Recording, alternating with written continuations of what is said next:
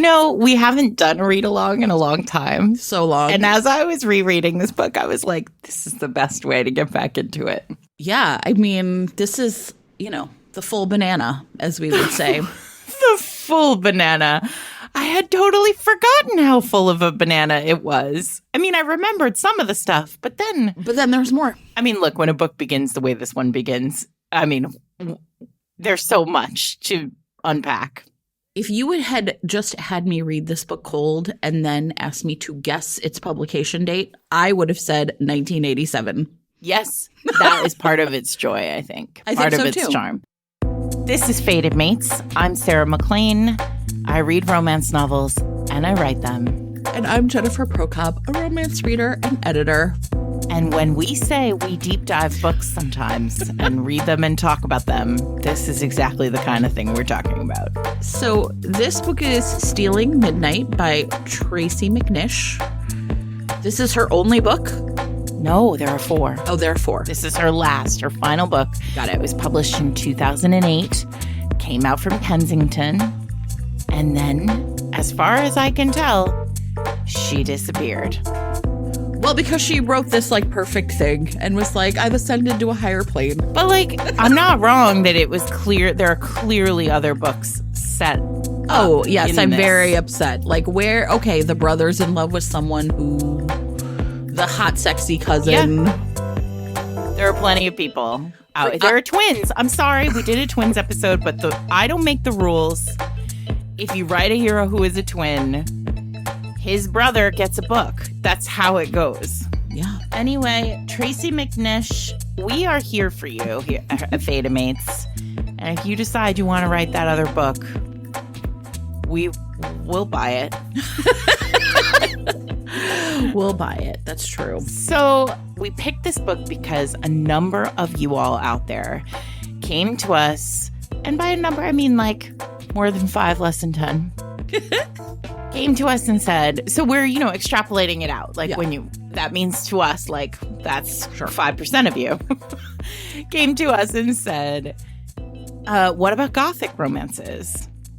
And the truth is there aren't that many gothic romance. I mean, there are many, many, many gothic romances from back in the days of woman on a cover with a creepy old house. Back when covers used to tell you things. But what's interesting about this is that there are not a huge number of gothic romances that are published today. Yeah. I think about Sally Thorne's Angelica Frankenstein was sort of an homage to the Gothic, although I'm not sure. It was certainly Gothic, but it was very funny in a way that this book is not at all funny. Oh, yeah. This book is very serious about all its business. This book takes itself very, very seriously in a way that Sally's book kind of knows what it's up to. Fair. And then as I was rereading it, I was thinking the same thing that you said, where it was is this really Gothic? Or is it just super old school? It starts out as a Gothic and then transitions to old school. That's how it felt to me. Yes. Because also this is the Regency. Well, it's a little bit I think it a little bit predates the Regency. It's 1806. But man, if you told me it was medieval, I would have been that checks out. Absolutely. Well, sure. She was sewing her own dresses together. It was fine. In her creepy Frankenstein Dr. Frankenstein house. Okay, before we go into the book, I think it would actually be a nice idea for you, Sarah, to actually explain what makes a Gothic a Gothic. We've talked about it, but what does that mean? So the cornerstone of a Gothic romance is actually nature, right? Gothics tend to be really steeped in the natural world. There's a lot of description of the way the world looks. They're often set in big houses on hills. There's sometimes a storm, or then there's a whole genre of Southern Gothic, which is set in, I don't know, what do we call those places in the South that have lots of marshlands, swamps and marshes, swamps and things, a real where the vibe of a Gothic, you're reading a Gothic if it feels like the house or the surrounding area, the natural world around the characters feels like it's breathing. And often in horror, in Gothic horror, and also I would think like all Gothic romance has an element of a perversion of nature, right? So when we talk about like Gothic in general, it wouldn't be far afield to say that like the Frankenstein echo that's running sort of through this at the very beginning. I mean, it's clear that doctor is supposed to be like a Dr. Frankenstein on, well, kind of in the reverse in a way, because her father is obsessed with understanding why people die. The soul, isn't he searching for the soul? Because her brother in the body? died, as opposed to in Victor Frankenstein is trying to bring something to life, right? So, I mean, the decay here was actually really interesting. Like, from the jump, it was kind of, I think, an interesting take on all of that. Yeah, a twist. So there is always a sense of like something being unwell, something being like not quite right in a Gothic, something haunting in the background. And so I think that is where we begin with this book, because it begins with resurrectionists, which is not a religious term. It means grave robbers, right? Yeah. It begins with this. We begin with grave robbers who have pulled a fresh body from a grave. Yes. And they know. So, okay, grave robbing is illegal. It's illegal now too. But it was like super duper illegal then. Like you could be killed for robbing a grave, because like there was a lot of, I'm really going to do this wrong, and like somebody out there is going to be yelling at their radio. But there was a lot of their radio. I know. I was like, well, it's very Gothic of you to call it the radio, so I like it. Let's just go with it. There was a very real sense that like if the body was disturbed once it was in the ground, then there might be a problem. Like it might not get to where it was ultimately going, the soul. Right. So you don't mess with bodies in the ground. You certainly don't deface them. And that's what grave robbers were doing. So this is also simultaneous with, this book is simultaneous along, or the work of the heroine's father in this book, trying to find the soul, is happening alongside a growing body of anatomists and doctors who, surgeon doctors who are trying to understand how bodies work. Yeah, just like anatomy, right? And it is a tricky thing to do that if you don't have access to bodies. Right. So if it's illegal for you to cut open a dead body because it destroys, something churchy is happening. Right. I'm so sorry, everyone. Please understand that I do, whatever. But if it's illegal to do that work, then you can't understand, like, how does a liver work? How do the literal muscles in this body connect to each other? What are we talking? Like, how do you get cancer out? Like, these doctors are really trying to understand how to heal bodies and how the body works so that they can keep people alive longer. And they can't access these. They can't do it without committing crime. So what they do, bodies are worth a pretty penny. And these grave robbers would go and they would dig up fresh graves. The fresher the body, the higher the value. And I mean, like, a fresh body, a body as fresh as the hero in this book. I mean, like, A+ fresh. But a body as close to fresh as the hero in this book, like just interred that morning, was worth like a month's rent, maybe more. So this was worth it. This was a job that was, yes, you could get into big trouble, but if you could do it, if you had a line to somebody who was going to pay you for any body that you brought them, which is what the setup of this book is, you could live a happy life, or at least a life, selling bodies to scientists. Now, I believe, talked about this briefly before, because is it not the case that Derek Craven from Dreaming of You had a short stint In I this, think so. in this business, yes. So everything comes back to Derek Craven with us, everybody. It's fine. Yeah, poor Derek. He hated it. These people who are doing it in this book don't seem to hate it. They're like, whatever, fine. So what happens is the grave robbers show up at the door, right, and knock on the door in like the middle of the door night. of a dilapidated estate. Like, we are made so that here's the house on the hill, right? Like, they come up. It feels very dark. Like, Tim Burton has definitely directed this movie, right? We're coming around the back of the house. They knock on the door, and a woman opens the door. And they are terrified of her because she works for her father, right? Everyone in town thinks she's a witch. She has really dark hair with like this streak of white.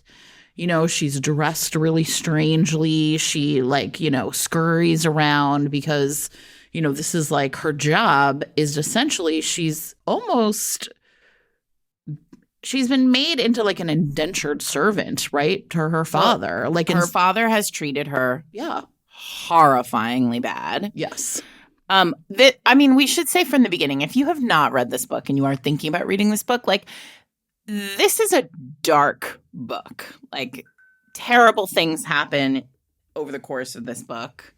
And you should, you know, I don't know, check content warnings, though who knows how many people have read this book on Goodreads. We've been telling people for 3 months to read this book, so somebody's been. Hopefully someone has done the job. We don't know her place, right, in the household. We just know that she's like answering the door. And it turns out that her father is like literally insane, right? He has been driven to insanity at the loss of his son, and his wife abandoned him. And she's been made into like a servant to him to the point where she cannot leave, right? Like, he has essentially imprisoned her in this house. And we are told she one time attempted to leave. Yes. And he trapped her in a cage and left her in the dungeon in the dark for the rats to feed on for a day. And sicked the dogs on her to catch her, right? Awful. And there's also another man who is his helper who is a threat to her, right? She's constantly locking doors because he's been like watching her. And but he is like a total drunk. So this is sort of the setup is they bring the body downstairs and her father is, I'm sad to report to all the Winterbourne fans out there, his name is Reese. Yeah, they're Welsh. Cuts into the sternum and blood wells up and everyone freezes because dead bodies do not bleed. That you need a heart to pump that out. And so they realize he's alive. And this is like the best inciting incident of any book I've pretty much ever read, right? Because all of her determination to leave, then like the bravery to do it essentially comes because she's like, I have to save this man. Because the father's basically like, get out of here to her. She's like, he's alive. Right. And he's like, he won't be for long. And intending to kill this man. Like, he's here. Everyone thinks it's a perfect crime, right? Everyone already thinks he's dead. So, and then she, of course, finally gets up the courage she has a gun. I mean, she has, what's amazing about the setup here is she has all the tools to have done this before. But she did not have the courage.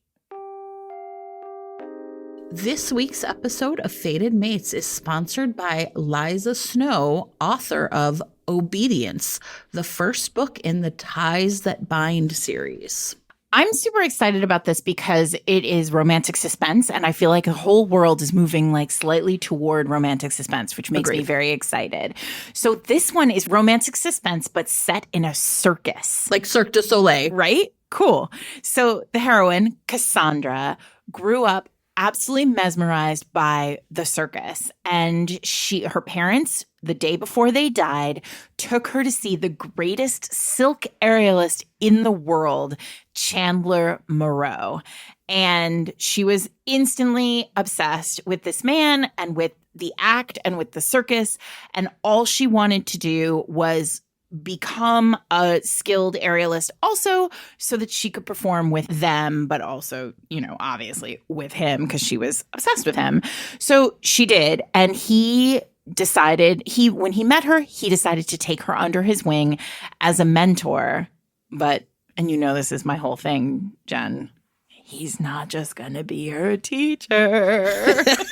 So you have student teacher, age gap, right? But also like these like dark mafia elements, right? Romantic suspense. So this book, and I mean, I'm sorry, any book that is part of the Ties That Bind series is probably going to be real sexy. What's even cooler about this is there is a full cast audiobook, complete with sound effects and multiple actors. And if you stay tuned at the end of today's episode, you can get a taste of the Obedience audiobook and its full cast. You can get Obedience at Kindle Unlimited or on audio.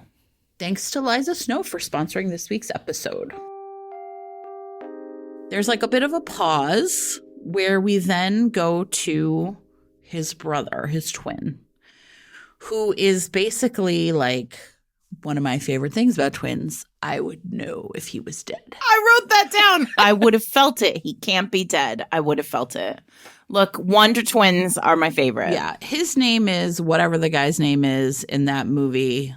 Padraig. I don't know how to pronounce it. Definitely it's not pronounced like that in Gaelic, but. I watched that entire movie and still don't know because I hated it. So whatever. What? Oh, the Banshees of Inisherin. Not a fan. That movie to me would be like being trapped with these two knuckleheads in the basement the entire time, right? You're like, get me out of here. Or anyway. So his brother is like, I know he must be alive. And that's where we get the details about what brought Aiden to this. I was going to say it's what's also a little bit gothic. Like the other piece of gothic is it has to edge up. It doesn't have to be paranormal. There doesn't have to be anything paranormal going on, but there has to be a little thread of the impossible. Yeah, right. Yeah, for sure. And I would know if he was dead. On top of all this other stuff makes it feel. Right. And so it's through his brother that we get the essentially the exposition about like what happened to him, right? So he was on a ship, illness took over the ship. Many of the people on the ship died of this illness and were literally thrown overboard. But because of Aiden's wealth and his status, they were like, well, we're gonna roll up and bury this one. We left out the fact that Aiden and Patrick are twins and they are sons of a duke. They're almost 30. But their parents have never told anyone, including them, which one of them is the older one. Because they wanted the boys to essentially grow up as equals, not as the heir and the spare. So here's what I want to say about this, bringing it back to 2023. This is apparently a thing that people with twins sometimes choose to do. I have a friend with twins, and everybody does know who the oldest is, but there's a growing body of research, everyone. Pause while Sarah puts on her child development research hat. There's a growing body of research that suggests that even with twins, knowing who the oldest child is makes people treat them differently. Like, so the oldest actually becomes a kind of more responsible, older child. And the youngest, even if it's by a minute and a half, tends to become more, middle child or younger child. Interesting.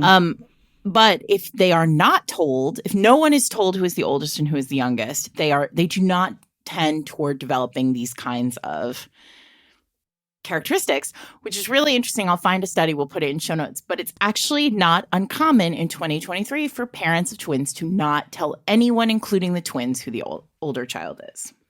That's fascinating. Okay, anyway, here's a book that's not afraid of a lot of plot. Right?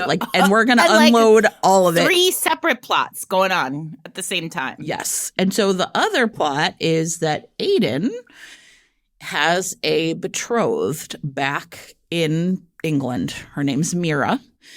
And she's terrible. And that's the other thing that makes it feel really old school is that she's like terrible and evil. Yeah. I mean, she's after the title. She's after the money. She doesn't like. Yeah. She's conniving. She's a bit of a caricature. But it's weird because it it didn't land the same way that sort of evil other woman usually lands with me. And I think it's because she's so present. Like, she has so much screen time that by the end of it, you're like, oh, she is just a villain. Like, this isn't just like a caricature. She and the dad are both villains. And I think the other thing is it really is also very much a, like, as a real English teachery, I don't know how else to say it, like a foil for Olwen herself, right? Who has this father who has done nothing but neglect her and terrorize her. And yet she has like found her inner strength because she has nothing and no one.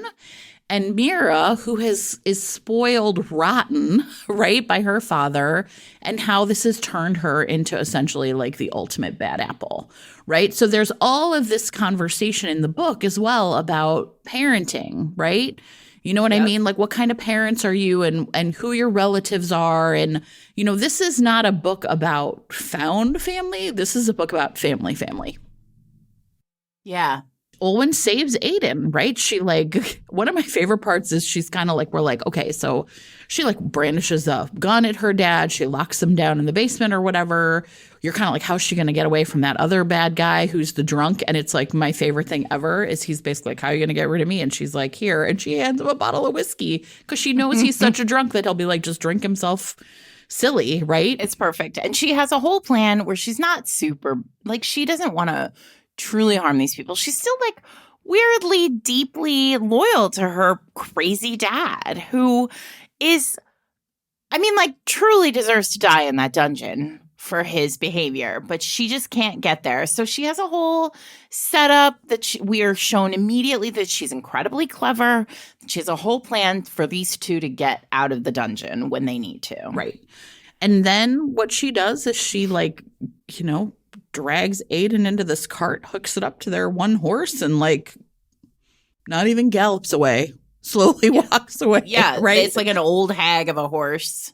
Right off the bat, I was really interested in Olwen as a character, right? Because it, again, she did the hallmarks of the old school part, right?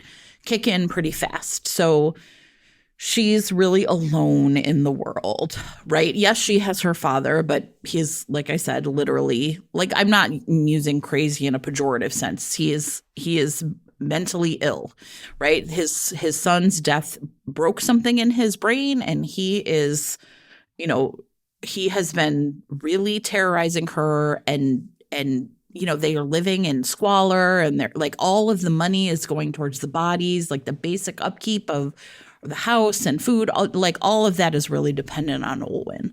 So she is, you know, they travel a little bit. 2 days. He wakes up eventually, right? He wakes up and he's like, oh, but can we talk about, okay.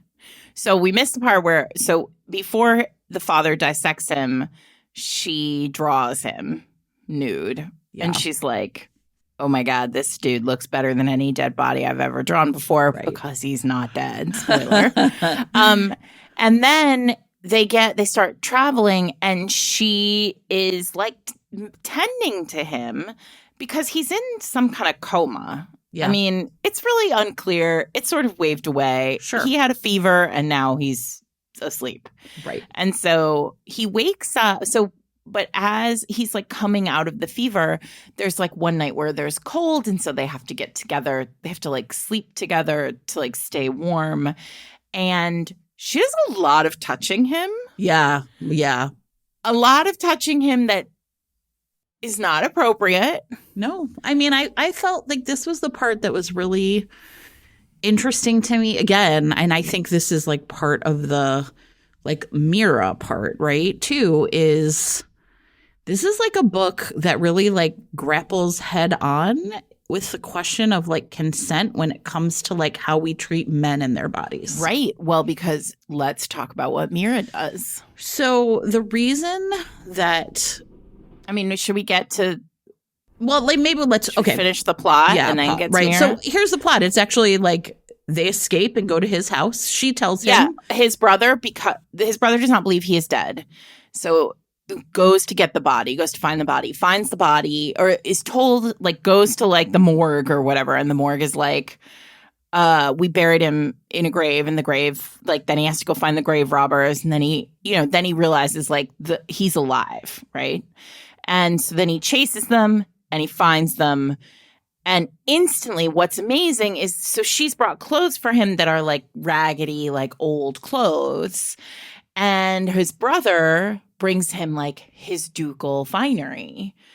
And I love that moment so much because he like changes clothes and she sees him and she's like, oh no, he is so far out of my league.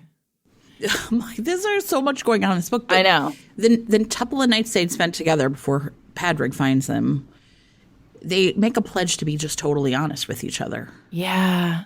Wait, I have something to say about this that people out there who know about Arthurian legend might be interested in, because Olwen's last name is Gawain, like Sir Gawain, Knight of the Round Table, whose entire story is really about honesty. Like, he's deeply loyal. He's all chivalry. He's like arguably like one of Arthur's best knights, right? Like, he's so loyal to Arthur.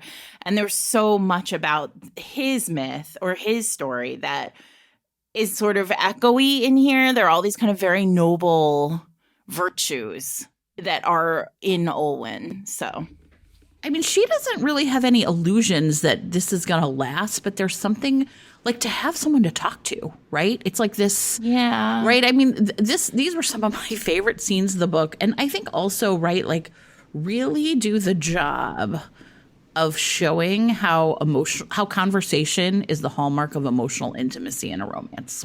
Yep. Right? Yes. And so and there's a way that he's honest with her too, but he's not honest about his real position. He's given her essentially his name. Well, it's the name his brother calls him, or his family name, right? And so she was sort of like, really felt like, okay, at least I had this, whatever this was, I had this with this man. And when she watches him literally like put on being the aristocracy, right? She is so pissed, right? I mean, she is angry, and she's like, you lied to me. You lied. Right? We promised to be honest with each other. Like, what are you doing? And she's just like, let me go. And he, of course, cannot let her go, because now he is in this bind, right? Where he literally like knows something about being with Olwen has made it clear to him that Mira is not the right person for him, but what's done is done. They're betrothed. You can't back out of that, right? And, it's kind of like he's like, Mira might just want me because I'm the Duke, but I don't even know if I'm the Duke. Like, right? Like, he gets a little pouty. Well, and also, like, Padraig is very forthright. One of my favorite moments in this whole book is when Padraig goes to him and goes to Aiden and says, Mira's basically terrible. You know that, right? And he's like, yeah, but what do you want from me? Like, we're betrothed. Like, I can't get out of it without ruining her, without going, there's a moment in the book where Mira says, I could sue you for breach of contract if you end this. I mean, like, again, everyone, it's the early 1800s. And if you have a betrothal contract, like, that's it. It's tough to get out of them.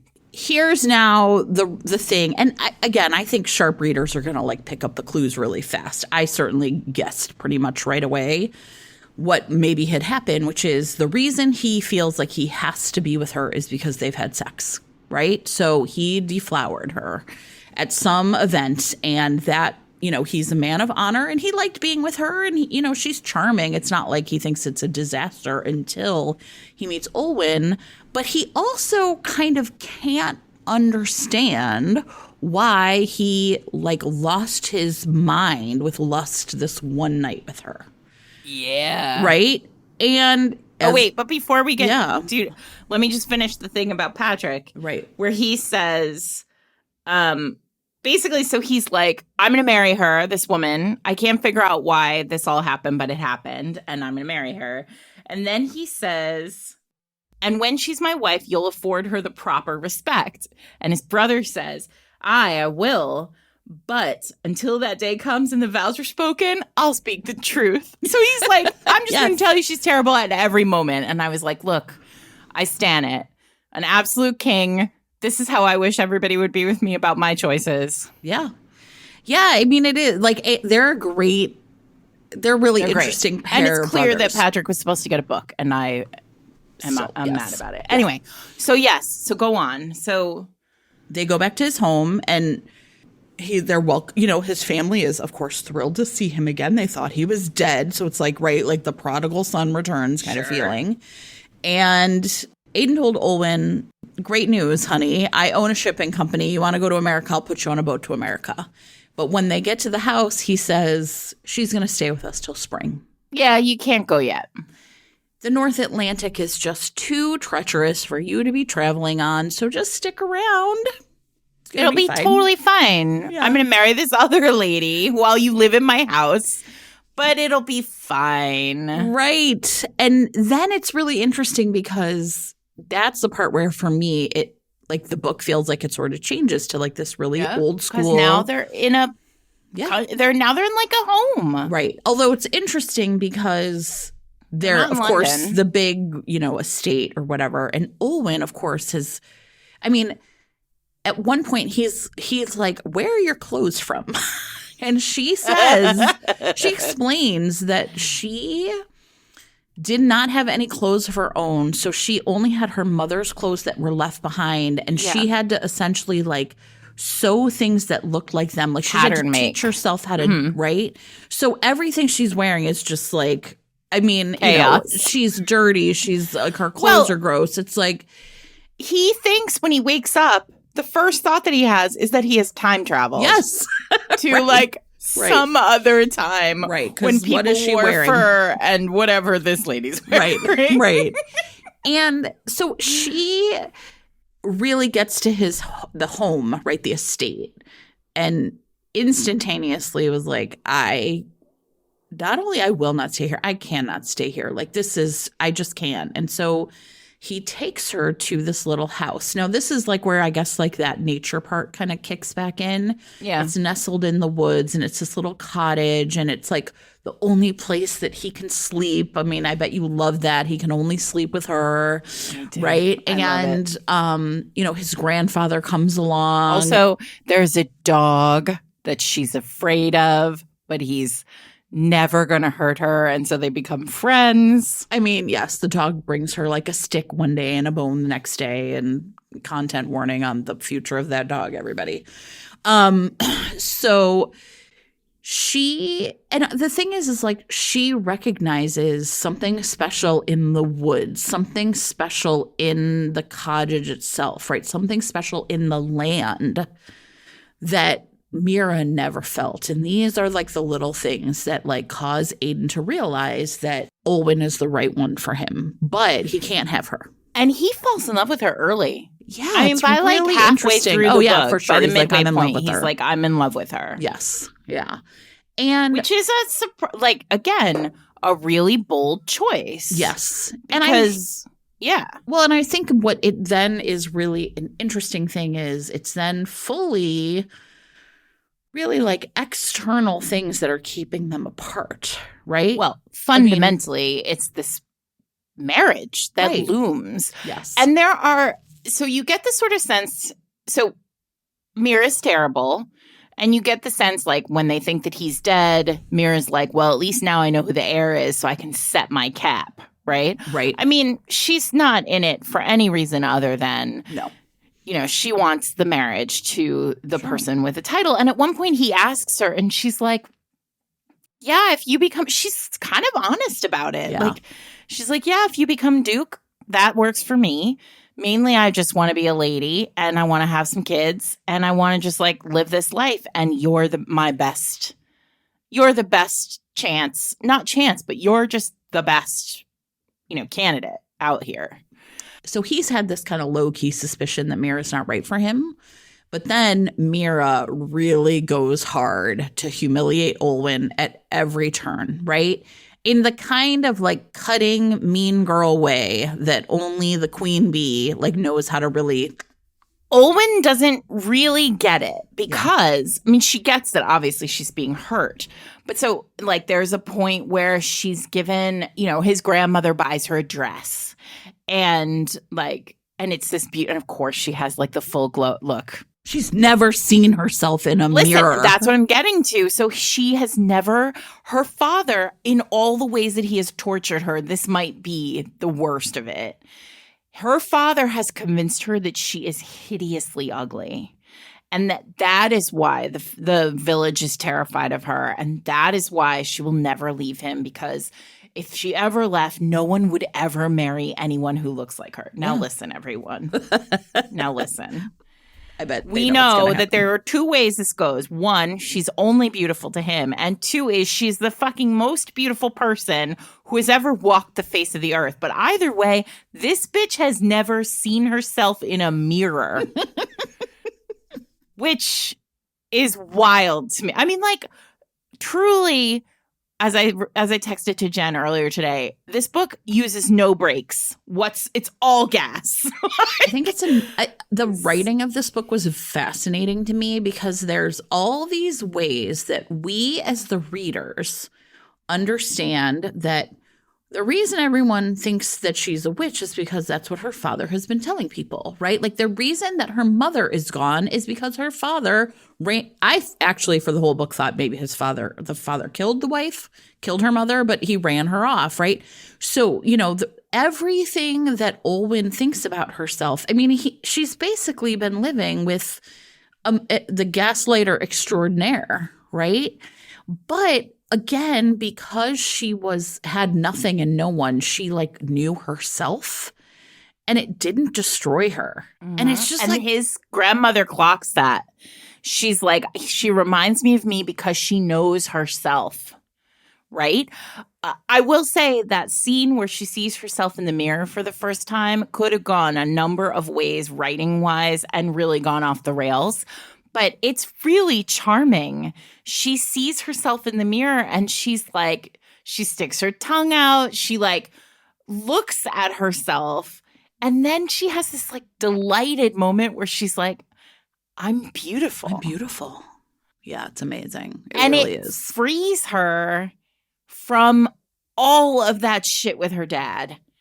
And it's kind of amazing how this kind of awareness of the only part of her she did not know, right? She's so keenly aware of herself, like you said. Like the knowledge of the package is the final piece to her just being strong enough to face whatever comes. And then shit goes down. I mean, like, that is her final layer of armor. And then, like, it is about to go real south. So basically, back to Mira. She understands that she is, like, losing whatever hold she has on Aiden. And again, I really respected the way I think what I liked about this is, okay, people talk about miscommunication and how much they hate it as a trope. But clear communication can also sometimes not work, right? Yeah. And they are like dancing one night. The whole family is coming to celebrate his return. Oh God. And it's like they're going to do it on the dance floor. They're so into each other. But wait, either before or after he's dancing with Mira, and he looks her straight in the face and was like, we don't even like each other. And you know and I know that we should not be getting married. It's a mistake. And you're like, whoa, right? He does not dance around it at all. And Mira then really comes to understand, like, right, like the threat that Olwen is. It's not going to be as easily vanquished as these other things. So she decides to take a desperate gamble and do for a second time the things she has done before. Now, remember, I told you, everybody guessed what this is. She had given Aiden like Spanish fly, which is like a aphrodisiac. Yes, right? Exactly. That he you know, she essentially, and then he can't figure out what's happened to him because he is coming undone. Yeah. Well, she had given it to him the first time, and this is when they had sex, and he had no clue. He just was kind of like, I just was really overcome. But the second time he starts to recognize and realize the symptoms, right? And he knows that she has like, I mean, he flat out says to her, like, what did you give me? But the thing that is like so fascinating about this is, and it's basically like her dad's Viagra. Yeah. Is what she gave him. Yes. And she had like low key kind of been like, you raped me. And then the tables are turned and he gets to say to her like, no, you have raped me, essentially. I don't think he uses that exact words. No, he does. Right? Oh, he doesn't say it about her. He says to her, because it's quite startling in the text. Yes. He says to her, tell me the truth. I'm, 3 seconds from rape or murder. Like, he knows that she is currently removing his consent, and he is livid about it. It was so like stark on page. Like you, I was like, oh, there's no mincing around with this whatsoever, right? But here's what I was thinking about in that moment was like, it almost is because it was written in 2008 that so many of these things could be sort of tackled head on. Right? There is the consent piece going back to at the very beginning when he's unconscious and Olwen like is looking at him and she kisses him on the lips and she like touches him. And the whole time she does it, she does it in like little moments. And she says every time she apologizes, I'm so sorry. Like, I'm so sorry. And it's like, she's so starved for human touch that like we are in some ways like made to forgive her in the moment. But there is a very keen sense in the writing of that scene that what she is doing is wrong. Yes. Right? Like she knows what she is doing is wrong. In 1985, that scene would not have been written that way. She would have kissed him or touched him and it would have just been whatever it was. Right? It's clear that what MacNish is doing here is it's overt. She's not like one day she woke up and was like, I'm going to write a gothic novel with like all this crazy stuff in it. She really is intentionally building a story that feels like those big old historicals in the sense, and I'll say it's something that now you rarely see writers do. It's something that if you love this style of writing, you could go to Kerrigan Burns' Highwomen series and see it there. You could go to Elizabeth Hoyt's early, like the Prince trilogy, and maybe see it there. But there is a grittiness and there's an old-fashioned vibe in these books that you just don't see in modern historicals. This week's episode of Fated Mates is sponsored by Lumi Labs, creators of microdose gummies. We have talked at length about how much we love this product. People use it for like a creative boost. I use it often if I have a little bit of insomnia. It is something that I found has really worked for me. Other people might just want to like sort of get through the day and have that like sort of late energy boost. These microdose gummies are just a terrific way to like sort of experiment with like a tiny amount of THC to see if it helps you kind of manage whatever it is you're managing. And you can get microdose gummies nationwide delivered directly to your door. If you use the code FATEDMATES, you can get free shipping and 30% off your first order at microdose.com. While you're there, you can also learn more about microdosing THC. Links can be found in show notes, of course, as always, but that's microdose.com, code FATEDMATES for 30% off and free shipping directly to your door. Thanks, as always, to Lumi Labs for sponsoring the episode. Mira essentially blackmails Olwen and says, you're going to have to leave or else I'm going to like reveal all these family secrets. Right. I mean, This is the whole other thing. Mira has access to like a bunch of journals that will basically ruin Aiden's grandmother. Right. Who has been so kind and so wonderful. And so, Mira's just like, it's up to you. Right. And this is like, again, this is the book it's about family, right? Like Olwen if the threat was to Olwen herself, she probably would have stayed and fought. Right. Of course. But when the threat is to Aiden's grandmother or her perception of Aiden's family and their perfection and their shininess. Right. So Well, because it's something she's never had. right, exactly. So she's like, I'm out of here. And so she decides to leave. But the thing that is also fascinating is she can feel her father coming, right? Right. Gothic again, right? The right. threat So of the father. The Gothic kind of part like kicks back in a really hardcore way at the end. And it is about like, again, like her connection, her like physical connection to like the land and this feeling like of like his evilness is a presence she can literally feel coming. And she keeps trying to warn Aiden, like, listen, he's coming and it's not going to be great.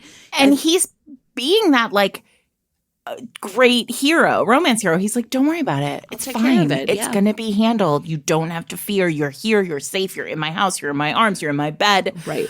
And then they do it. So can we talk about the scene where they get married when they like hand fast? Oh my God. So we know it was Olwen is ready to go. Like we know she's going to take off. Right. And he has refused to have sex with her, to consummate until she is his, like until she is legally required to be there, right?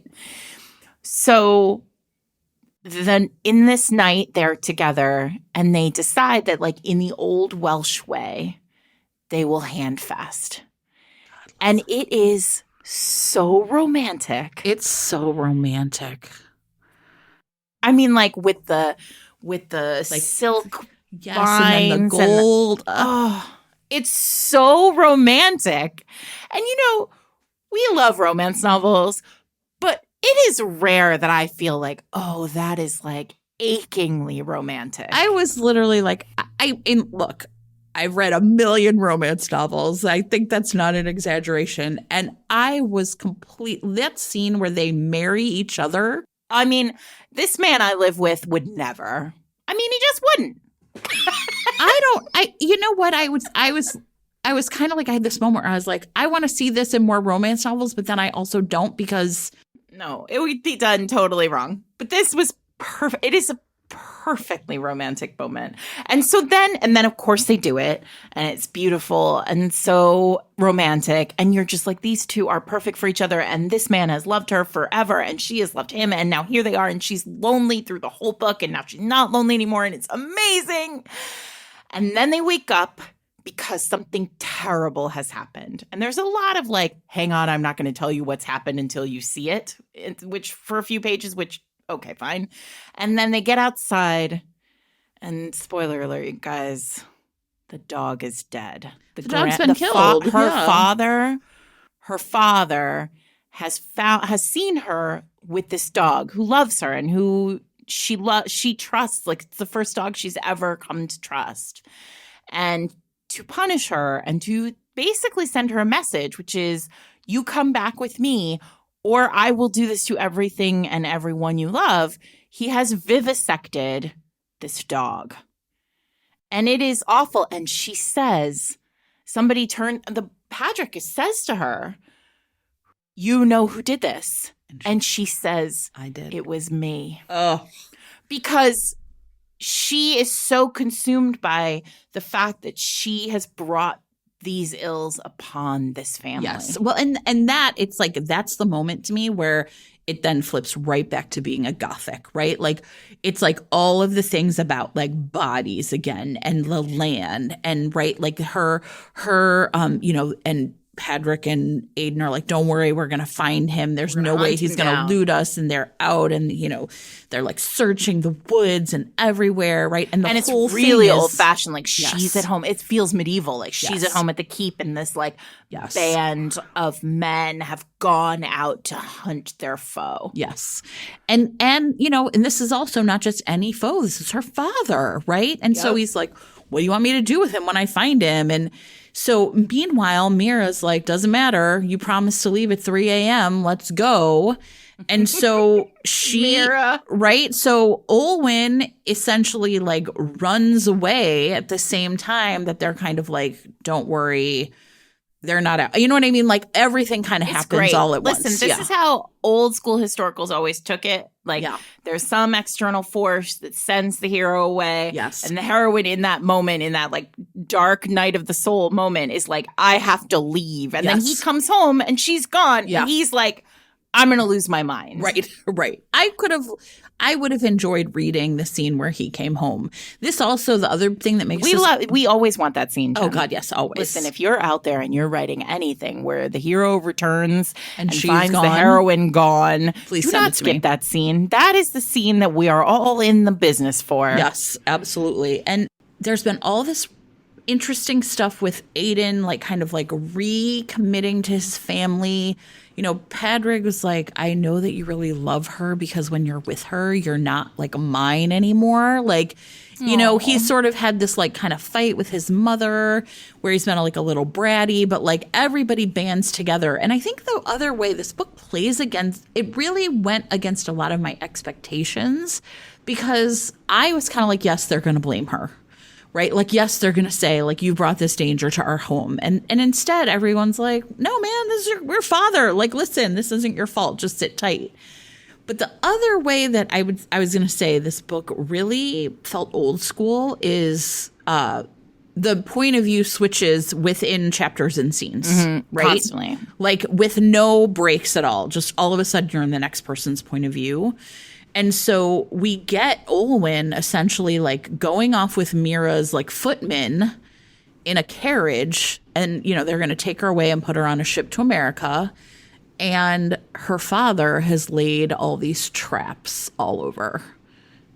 And it is gruesome, right? Like, but any book that started, listen, I think you all have been listening to us long enough to know that any book that starts with dead bodies is going to end with dead bodies. That's just the way it works. I'm sorry if you don't know that. Good sense, everyone. Right? Start as you mean to go on.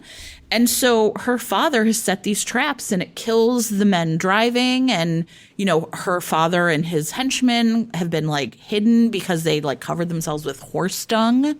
So like the dogs couldn't scent them. And, you know, he's like, you're coming back with me.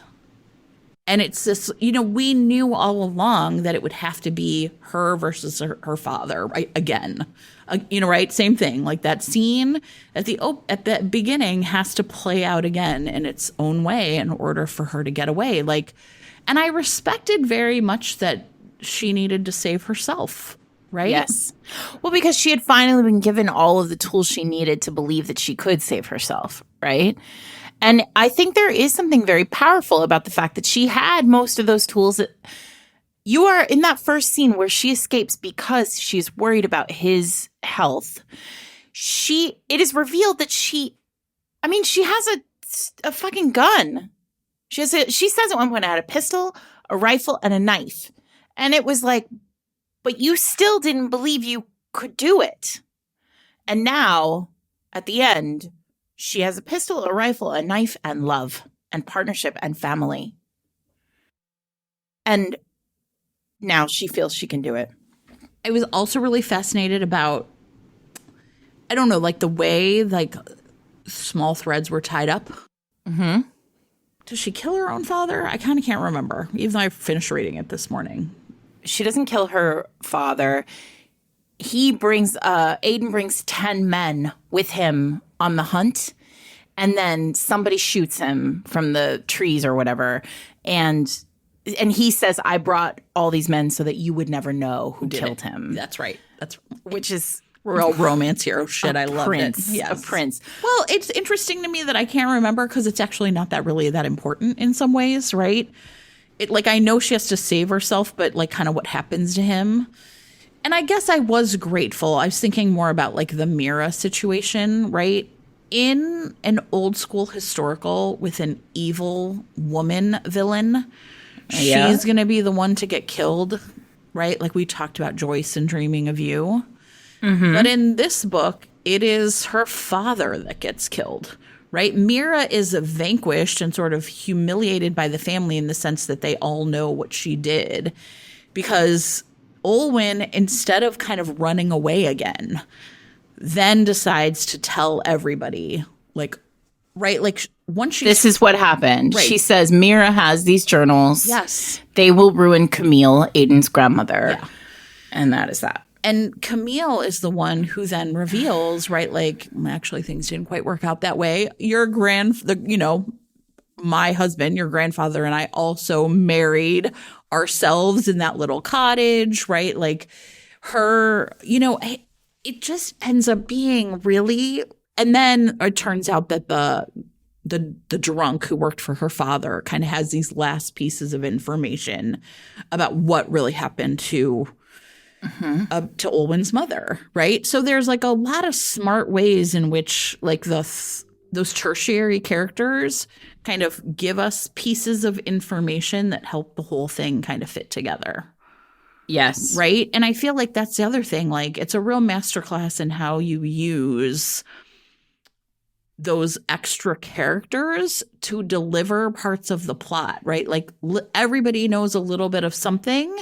And by the end, when it's all revealed, we can finally all have we all have the full picture, right?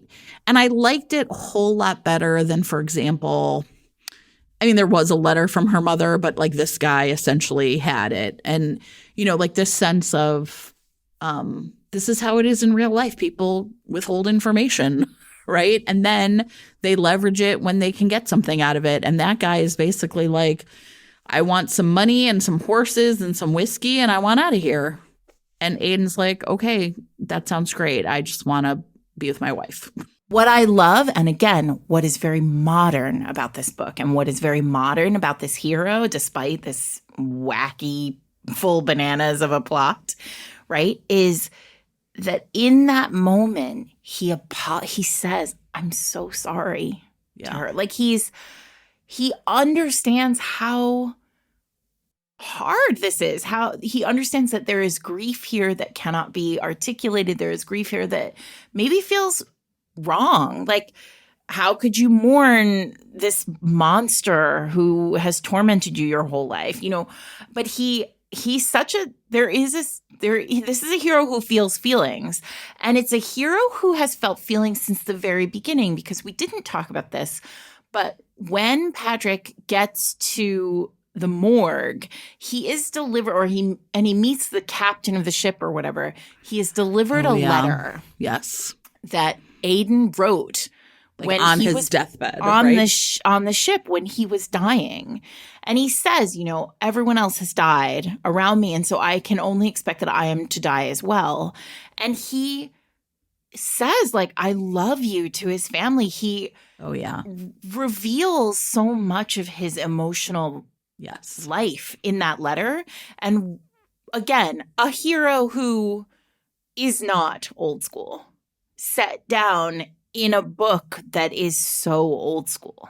And I did find myself wondering, like, is this the gothic like influence on this book, right? Because if the gothic part of this is like that they have to band together and, she has to like defeat the evil after her or whatever, to have him be like some hardcore, I don't know, like alpha asshole or whatever, would not really service like that plot, because he would take over. Yeah. Right? He would take over, and it has to be that she right. I mean, I'm fascinated by in this book is that she understands like the nature of evil in the world and its potential to harm them in a way that he does not. Mm-hmm. Yes, absolutely. I mean, yeah, I just kept coming back to like Alec Kincaid, hero of Julie Garwood's The Bride, would have taken his men into the woods and returned with that man's corpse, like draped over his saddle. And you're absolutely right. I mean, that is just not the way this book was to end. And maybe it's gothic. I don't actually know. I don't know if that's because if it's the genre, or if it's again just like a more modern take on this. What I love. Listen, I read this book. The first time I read this book, I was in a clapboard motel in the wilds of Rhode Island, like literally in the middle of nowhere on the water in Rhode Island. And something terrible had happened in the world when I read this. It might have been an election of sorts. And this book, for some reason, sounded like one that I think maybe somebody pitched it to me as his body is robbed from a grave. And it turns out, oops, he's alive and also a duke. Yes, put it in my veins. So, and I think the joy that this book gave me is it is everything I love about books prior to the year 2000 with characters who are more modern. Yes. Yeah. I mean, that's the thing too. I guess I just feel like, look, we've talked off and on about historicals versus contemporaries and, kind of how we're feeling. But you just can't put that much meat on the bone in a contemporary. It feels like, or people aren't. I don't know if you can't, as much as it's just out of style right now. Yeah. And reading this book, it was so pleasantly dense. I was oh, I am really it's 400 pages and you're just really at one point I was like, how am I only halfway through this book? 800 fucking things have happened. Yeah. Lord Scoundrel style, right? Yeah. And so, I mean, I think that was the other thing I really liked as an experience is really feeling here was a book that was okay, there's layers and layers and layers and layers of plot. No, right? This woman swung for the fences with this book. And I mean, this is not me jesting. I am sad she never wrote anything else because I feel like nobody writes this book and doesn't have more books in them. Right. Well, who knows? Who knows? If you're out there, Tracy MacNish, thank you. This was a really fun ride. I don't know. I mean, I feel like reading in general is really taking me away. But this book really delivered a real reading experience, right? I mean, and I think details of this will stick with me for a long time. And some of them are kind of the gruesome details, the traps and the way the poor coachman died and the dog, right? Things like that. But also just, I don't know, this is there's a real, I don't know, I keep saying right, a book that starts off with a dead body that's not really dead. It's just so physical. This book is very physical. And I really like that. Yeah. Yeah. Anything else? The things I didn't love about this book were kind of the and again, I think it's just a function of time. There's a bit of she's not like other girls, right? Sure. There was a bit of, you know what I mean? At one point she's you'll make me fat. And I was but. Oh, yeah. I mean, somebody on Instagram maybe or Twitter, I can't remember, but one of you out there read this book a few weeks ago and you were like, hey, did anybody notice that the heroine's super thin? Yeah, right? My God, yes, she's super thin. I mean, and I kept being well, she was being starved. I feel when you're reading a book from that time period, you're just okay, that's what it is. And look, God, these TikToks about women just drinking water. I mean, it's not we aren't a culture that is constantly dealing with, right? the way that we feel about our bodies. So I just had to let that go as I was reading it, but I definitely noticed it. There's a really no turning away from really bad things in this book. This book does not pull any punches. People get murdered. A dog gets killed. There's talk of rape. No. It's really raw. The full banana. Yeah, I loved it. I had a great time reading it. I really did. I mean, it does make me want to go. She has another, like I said, a trilogy. Yeah.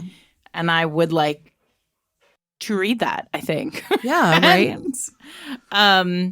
Yeah, it's a real delight. This book is let's see, hang on, let me just make sure, but I think it's still on sale. Oh yeah, it was $2. Yep. Little gift there from the gods. Yeah.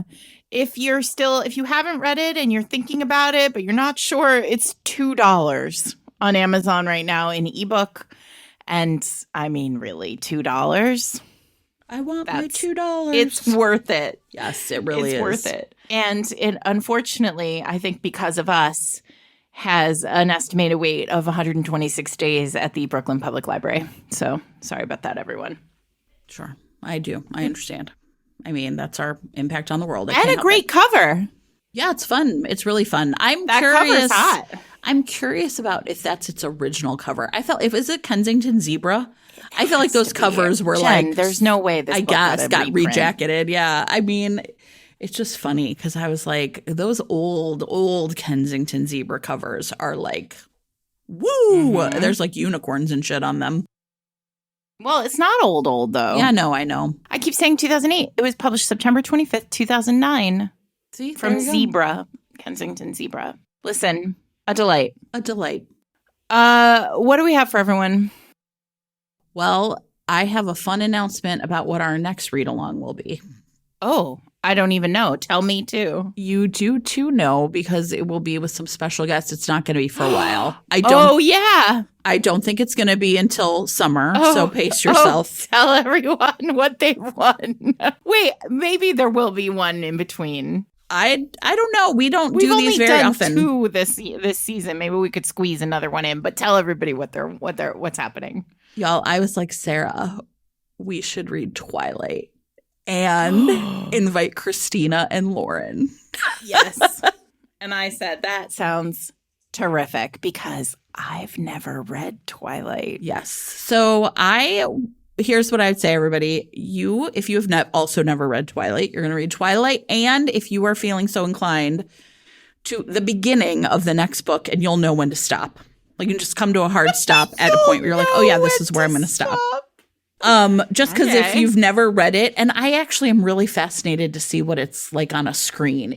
I will talk about it when we get here. I'm sure I have before, like that moment in New Moon. You have, because I know what you're talking about. Yeah, it's amazing, and like on a page of a book that you turn. And if you right now are out there going like, why Twilight? The answer is because Twilight launched 1,000 ships from 2009 till now in terms of everything contemporary romance. So Twilight was 2006, wasn't it? Yes, but I feel like those fics started becoming books around 2009, 2010. Yeah, exactly. So anyway, you would be hard pressed to find like a top selling contemporary romance from a certain period of time, from like 2010 to 2012, that was not in some way impacted by Twilight. Yeah, sorry. It is 2007. So yes, it was, like a bomb went off and we all went in a big Twilight tsunami. And I just think it's also kind of really fun, like sometimes to revisit a book that is, I mean, I don't know, it's kind of like when we did 50 Shades, right? Like, let's go ahead and go back and get in the jump in the Wayback Machine. So yeah, we've bandied about other potential read-alongs. Christina and Lauren are going on tour for their new book, True Love Experience, through May. And so that is why we probably won't get to Twilight until June. So if we decide to slip one in, we'll let you know. Beforehand, we'll let you know. Thank you to you all for joining us. And thanks to Lumi Labs and Liza Snow for sponsoring the episode this week. If you are out there and you are interested in sponsoring an episode, you can do that. Go visit our website, fatedmates.net, and click on advertising, and it'll tell you all the glorious ways that you can advertise on the podcast. We think we do a pretty good job, and our readers do a pretty good job of reading books that we talk about. I am Sarah McLean. I'm here with my friend Jen Prokop. You can find us online at fatedmates.net, on Twitter at fatedmates, on Instagram at fatedmatespod, and on Tumblr at fated-mates. Don't forget that after this episode, you can stay tuned for a sneak peek of Liza Snow's Obedience, a full cast audiobook complete with original music and sound effects that you will delight in. Have a great one, everybody. Prologue, Cassandra. The rope smelled like honey. Not cheap, overly processed honey, lifeless and left with no aromatics. This was a special smell I imagined apiarists lived for. Pungent. It made you feel like you were walking through a meadow in springtime, soothing and warm. The sensation was a sharp contrast to what I felt minutes earlier. The pounding of my heart, threatening to rip from my body at any moment, and the rapid succession of my breaths. Somehow, I managed to stay conscious. Yes. Breathe, little papillon. Little butterfly. I heard his voice in my ear, a coarse, gravelly whisper with hints of an accent. If we were alone in a dark alley, I might have thought he was there to kill me. But there was something comforting about his disembodied tone. It felt like he was reaching out in a dream to guide me someplace safe. The idea was slightly amusing, given the fact that he had tightened a rope against my skin. My arms were bound behind my back so firmly, it was as if they no longer existed on my body. Lengths of twisted red jute stretched around my chest, my flesh completely exposed, aside from the blue cotton undergarments I wore. It felt smooth yet firm against me. I had no understanding of what was being done. I only experienced the sensations of being bound by him. The gentle yanks when the rope was knotted, the drag of it across my bare skin. After a while, the pressure around me became almost comforting. I sank into it, my breaths deep and slow. Time suspended while he worked. I found myself so transfixed that it seemed as if I'd gone to some ethereal place, far from the room we were in. There were times I'd forgotten there was an audience in front of us, the sounds of the audience fading. It was only him and me, sharing an experience I'd never imagined having. And fini. This time, his whisper bloomed, extending across the room. My mind came back into focus, noticing all of the eyes watching me. It was difficult to remain focused on anything other than the sensation of the ropes against my skin. While the lower half of my body remained free, my upper body was stationary. The only thing I could do was surrender. I had no choice, which made being watched the least of my concerns. Instead, it was the idea of my mercilessness. One of the most deliriously submissive feelings I'd ever felt in my life. How does it feel, little papillon? I felt the warmth of his voice against the flesh of my ear, and it sent a small shiver down my spine. I feel alive. Chapter 1. Chandler, 6 months earlier. One sentence, one string of words could be enough to destroy a person. Another could save them. I never believed those words would be one and the same and come from a man like my father. You'll be attending the auditions. Gabriel Moreau loomed opposite me at my office desk. I was the spitting image of my father, as much as I hated to admit it, given his thick, dark brown hair, mostly gray now, green eyes, and booming height. A sharp jawline with an intense personality to complement it. The Moreaus were something to behold. I gave them that much. Absolutely not! My voice rang across the length of my office, far more pronounced than I had intended. It was nestled in the corner of a hallway of the academy, where I occasionally assisted with teaching and other academic duties. Given my father owned the establishment, the position came with the territory.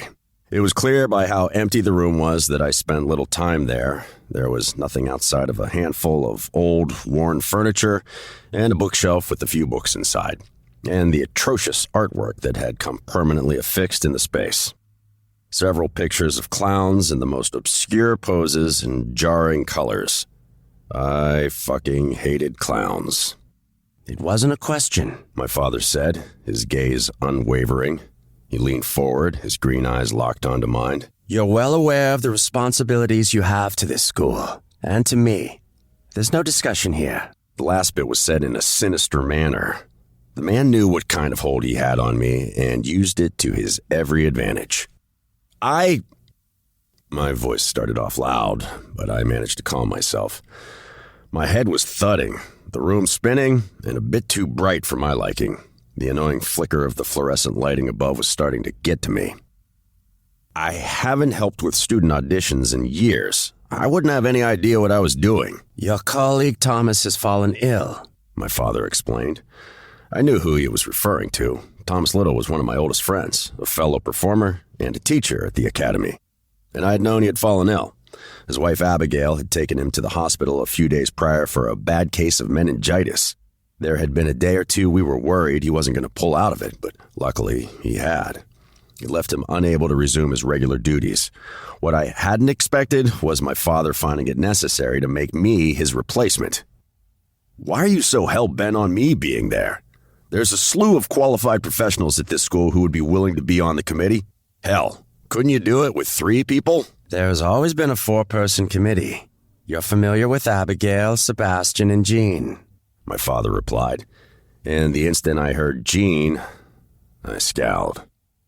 I had heard enough of the damn woman's name the last few months, and I was hoping to get a break from it after finalizing our divorce yesterday. Besides, it would be good to have someone with your specific, skill set to be involved. Jean, I felt sick saying her name out loud, is a silk aerialist too. And as much as I hate to admit it, a gifted one. She's equally qualified to be on the committee, maybe more so since she has been for years, unlike me. Talking about her sent further shooting pains through my skull. I regretted all the drinks I'd consumed last night after I left the lawyer's office. It had been a bittersweet celebration. Relieved the months of hell were finally over, but still saddened after everything we'd been through. True, my father replied. I hated that he hadn't once looked away from me. He was locked in on me like a laser, watching my every move. The man analyzed everything I said and did like I was a rat in a cage. I'd been a rat in a cage my entire life. But let's say I'd like you to be my personal eyes and ears. You'd be doing me a favor. What is that supposed to mean? I asked, feeling somewhat confused by what he'd said. My father shifted his stance a bit, leaning so he could put his hands on my desk, coming closer to me. So much so that I rolled the chair backward. I leaned back a bit, uncomfortable with his proximity. I have a vested interest in the audition process this year, he replied matter-of-factly. That's all you need to concern yourself with. That and being prompt to the auditions next week. Don't show up reeking of sweaty bourbon like you do right now. The man wasn't wrong. I probably looked and smelled like shit. But he was one to talk, wafting in a nasty odor of cigar smoke. I hated the smell of it ever since I was a little kid. It always made me nauseous, which wasn't helping my hangover presently. I realize you may have some unresolved issues with Jean as of late, which may be part of your little act of defiance right now. He leaned in again. I tried to stay stationary this time, holding my ground. I didn't want to move much more because every time I did, my head spun and my stomach churned. But I'll tell you something your grandfather used to tell me. The mention of Elliot Moreau sent another wave of nausea through me. If there was one person I despised more than my father, it was my grandfather. I hadn't seen my grandfather since I was a teenager, but I was grateful when I heard he had passed away several years ago. Even still, he left catastrophic damage in his wake. I knew the words coming next. Mieux va plier que rompre. Adapt and survive. Despite my heritage, my knowledge of the French language had slipped over the last decade or two, but I would never forget that saying. My grandfather had said it for as long as I could remember. My heart was racing and my fist lay clenched underneath the desk. It was all I could do not to act, to not fight him. To an outsider, it would seem ridiculous. I was faculty at the school and I had responsibilities. Attending an audition wasn't anything different than being forced to monitor a school function. It was typical of the employees who worked there. But this favor, what he was asking of me, was more than that. Gabriel knew it. I knew it. Fine, I said after a few long breaths. I'll be at the auditions. The moment the words left my mouth, my father's gaze left me. He drummed his fingers on the desk for a second, turned, opened my office door, and shut it behind him. The moment he left, I fell back into the chair I'd been sitting in, breathing a sigh of relief. I collapsed beside my desk, barely making it to my garbage as a wave of nausea hit me. My head pounded relentlessly until I managed to catch my breath again. I sat back, leaning against my desk, legs sprawled across the floor. I stared at one of the hideous pictures of the clown on my wall. It was befitting art for Le Revue Académie, as it had first been dubbed when it opened 50 years ago. It was now referred to as the Dreamers Academy, the world-class institution for circus arts. The French name my grandfather had chosen had become a distant memory, only recognized by those more immersed in its history. The eyes of the clown on the opposite wall stared down at me, haunting and hollow. His face twisted in a smile some might have found endearing or entertaining, but it only seemed sinister to me. All these pictures in my office were like mirages of the many faces of Gabriel Moreau, a clown disguised in paint, putting on a performance for the world. No one truly knew what lay underneath the facade. What the fuck did I agree to? I whispered to no one, burying my face in my hands. Tremblay Hall sat in the center of the Dreamers Academy campus in the small northeastern town of Acrofort, New York. The building was the centerpiece of the entire school and the oldest structure built almost a century ago. The establishments surrounding it were constructed later. The original building had been purchased by Elliot Moreau based on its French Gothic architectural style. The vaulted ceilings, flying buttresses, infamous gargoyles, and ornate decorations were all part of the aesthetic. The other facilities had been built following the same example, so the entire academy seemed like you were stepping into mid-16th century France. While I had always admired the architecture and the lush, tree-filled grounds the school sat on, my favorite part of the academy was the room in the center of the cross-shaped Tremblay Hall. Soleil Theater, or the Sun Theater, was a theater in the round where the entire audience surrounded the stage. The style was chosen to resemble most traditional circus theater setups. Though I had spent the last 2 decades of my life performing underneath the canopies of circus tents, Soleil Theater had a charm like no other performance arena I had ever been in. Stained-glass windows wrapped around 4 sections of the walls. Beautiful arches and towering ceilings were sunken and tiled with intricate pastel patterns. You could spend hours staring at the room, taking it all in. I'd done it so many times over the years. It was the perfect place to showcase some of the world's most prestigious circus talent. Today, however, had been an exception. Out of the few dozen students who had already auditioned, hardly any had shown enough talent to inspire me. They'd been average, cut out for state fair shows or small city performances. Nothing elite. Nothing our academy stood for. We were the eyes of the circus world, the premier academy for performing arts. Many students flocked to the Dreamers Academy purely because it housed some of the best instructors in the country, most of whom also worked at the neighboring Cirque du Lys, including the colleagues sitting with me on the audition panel that morning. An elite group of 4 world-renowned circus performers. This meant we couldn't take anyone, and certainly none of these marginally acceptable students auditioning. What moron was reviewing these applications? I muttered under my breath, thumbing through a stack of paperwork from the latest student to leave the theater. Today we had been focused on 2 specialties, acrobatics and aerial arts. The acrobatics had been the earlier part of the day, leaving the aerialists for the afternoon. After our lunch break, the theater staff switched out the equipment for the aerialists. Poles, the lyra, otherwise known as aerial hoops, hammocks, straps, and my personal favorite and specialty, the silks, had been stationed in the center of the stage, along with protective mats along the floor.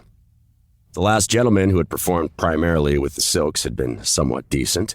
Still, it was nothing I couldn't teach a freshman high schooler with an ounce of athletic ability and a few lessons. It was far from exceptional, far from what I was looking for. That moron was me, a voice said from beside me, apparently having heard my muttering. Sebastian Taylor was presently looking down at his own paperwork from the last audition, scrutinizing something in his resume. His short, brownish blonde hair was styled a bit messily, and his warm brown eyes were flitting back and forth behind a pair of forest green reader glasses hanging off his nose. I liked him. Jonathan James, catchy name too. He had some promise, I think, just needs a bit of coaching. Sebastian had been assisting at the Dreamers Academy and a ringmaster with my grandmother Lily's circus since I'd started performing decades ago. He'd been around for so long that he had been great friends with my grandmother while she'd still been alive. I frowned. I don't think we're letting students in based on your affinity with their names, Sebastian. I stacked the kids' paperwork to my right in the large pile of those who had already attended today. I had written a resounding no on the top with a red pen. A disappointed sigh came from the other side of me. When I glanced over, the curly, red-haired woman with light blue eyes was smiling, shaking her head. Sebastian's right, you know. Abigail Little replied with her usual warm tone. You're being a little too harsh on all these poor kids. They're nervous as can be. Don't you remember how nervous you were when you first started out? Or was it too long ago? Sebastian chimed in. There was a laugh on the other side of Abigail, and I noticed my ex-wife, Jean Tremblay, was laughing and shaking her head. I shot Sebastian a look, knowing full well he was aware I didn't like people mentioning my age. A fact I'm sure Jean was taking pleasure in.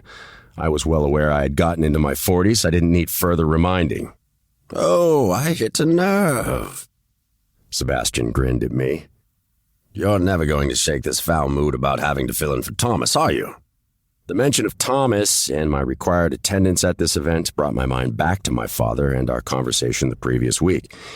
He said I was supposed to be his eyes and ears. I'd been so focused on trying to do the task at hand, selecting worthy talent, I'd almost forgotten my father's desire to have me here. It had likely been for a larger purpose than just to replace Thomas. How is Thomas doing? I decided not to dwell on my thoughts for too long, turning my attention to his wife, Abigail, sitting beside me. She was busy finishing a few notes on her papers before putting them into her organized stack. Abigail glanced at me, frowning a bit. Still not feeling the best, I'm afraid. I feel so bad for him. It's been almost 2 weeks now. Thomas had made it home safe from the hospital, able to be in his own bed in familiar surroundings. I hadn't been able to visit him since he'd made it home. He's on the mend, at least. The doctor says another week or so, and he should be back to normal. He's already a mess. You all know how he is. Wanting to get back on his feet. Always trying to keep up with you. Abigail smiled at me. Thomas, Abigail and I had been friends for over a decade now. They'd come from Las Vegas, Nevada to work for Cirque du Soleil and teach at the academy. The pair were two of the nicest, gentlest souls on the face of the planet. Not the types you'd expect to perform fire and danger acts for a living, a fact which generally blew minds. Even with Thomas and I having wildly different career choices, we still competed with one another anyway over something or other. It was a friendly competition, of course, but a death match nonetheless. Abigail pulled another stack of papers forward, and I noticed when she did, much to my relief, it was the final set of paperwork in the pile we'd gone through. At least after this, we'd be through for the day, only to do it again for the next 2 days. Oh, I know this act! Abigail exclaimed, and I watched her eyes grow wide, and a smile spread across her face. I thought she was auditioning today. Thomas will be sad he doesn't get to see her. Abby turned her focus on me, still beaming. You're going to love her, Chandler. She's been a big fan of yours since she was little. I turned my focus back to the final paperwork in front of me, pulling it into view. Sebastian had done the same beside me, and at the far end of the table, so had Jean. I thumbed through the pages, glancing over her resume, educational background, and some performances and shows she'd been in over the last few years. Truthfully, it was nothing spectacular. She'd attended a state school in Nevada for her undergraduate degree and participated in a handful of off-the-strip performances near Las Vegas. Nothing memorable. For a moment, I thought to question Abigail. I assumed her familiarity with the applicant had swayed her judgment a little. Still, her performance, not the words on these pages, would be the deciding factor. As I was about to turn and call for the last auditioner to enter, I noticed someone walk straight past the desks set up in the audience, facing the aerial equipment. A young woman in her 20s. She focused straight ahead and was making every effort to look calm and composed, but it was clear to see she was trying very hard. I could see her breathing and bits of perspiration on her face. She had likely been pacing up and down the halls outside. The woman's honey brown hair had been pulled up in a neat ponytail. She walked up the steps onto the stage, taking her place in front of the equipment and turning to face us. Abigail gave a friendly wave, and the young woman's stoic, rigid demeanor softened. She gave a little wave back and shook her body a bit, likely trying to relieve herself of some of the nerves she was feeling. Go ahead and tell us your name and a little about yourself. Jean had been the one to speak, and I glanced at her. She had tucked some of her blonde hair behind her ear, and her blue eyes honed in on the young woman on the stage. Like myself, Jean had taken a vested interest in the auditions, as she was also a silk aerialist. She would teach these students in the fall. My name is Cassandra. Cassandra Blackstone. The woman replied, nodding at my ex-wife. I'm 25 years old from Las Vegas, Nevada. I graduated this spring with honors. I'm here to audition for the aerialist program. Blackstone. The name sounded familiar. When I thought about it, I realized it was the famous Blackstone Magician Act. A show I'd seen several times over the years and admired. I wondered if she was somehow related to the husband and wife duo. Why do you want to become an aerialist? Jean asked, placing her arms on the desk and leaning forward. I focused back on Cassandra in time to see her eyes shift to look straight at me. Though I couldn't make them out distinctly, they appeared hazel and were big and wide, accentuating her face. Because of Chandler Morrow. She replied simply. The way she was looking at me was terribly distracting. I found I couldn't look away from her, a little chill washing over me. I've followed your performances since I was in middle school. Ever since I saw you do a kamikaze drop at your traveling show in San Francisco, it's all I ever wanted to do. To perform the move as flawlessly as you did in the show you did it with. I realized she'd mentioned the circus I'd been a part of for the last 2 decades. My grandfather, Elliot, bought the circus for my grandmother, Lily, short after he'd acquired the Dreamers Academy. Cirque du Lys? I found myself asking Cassandra, and she nodded. The kamikaze drop she had been referring to, and the specific show it had occurred at, had been interesting, to say the least.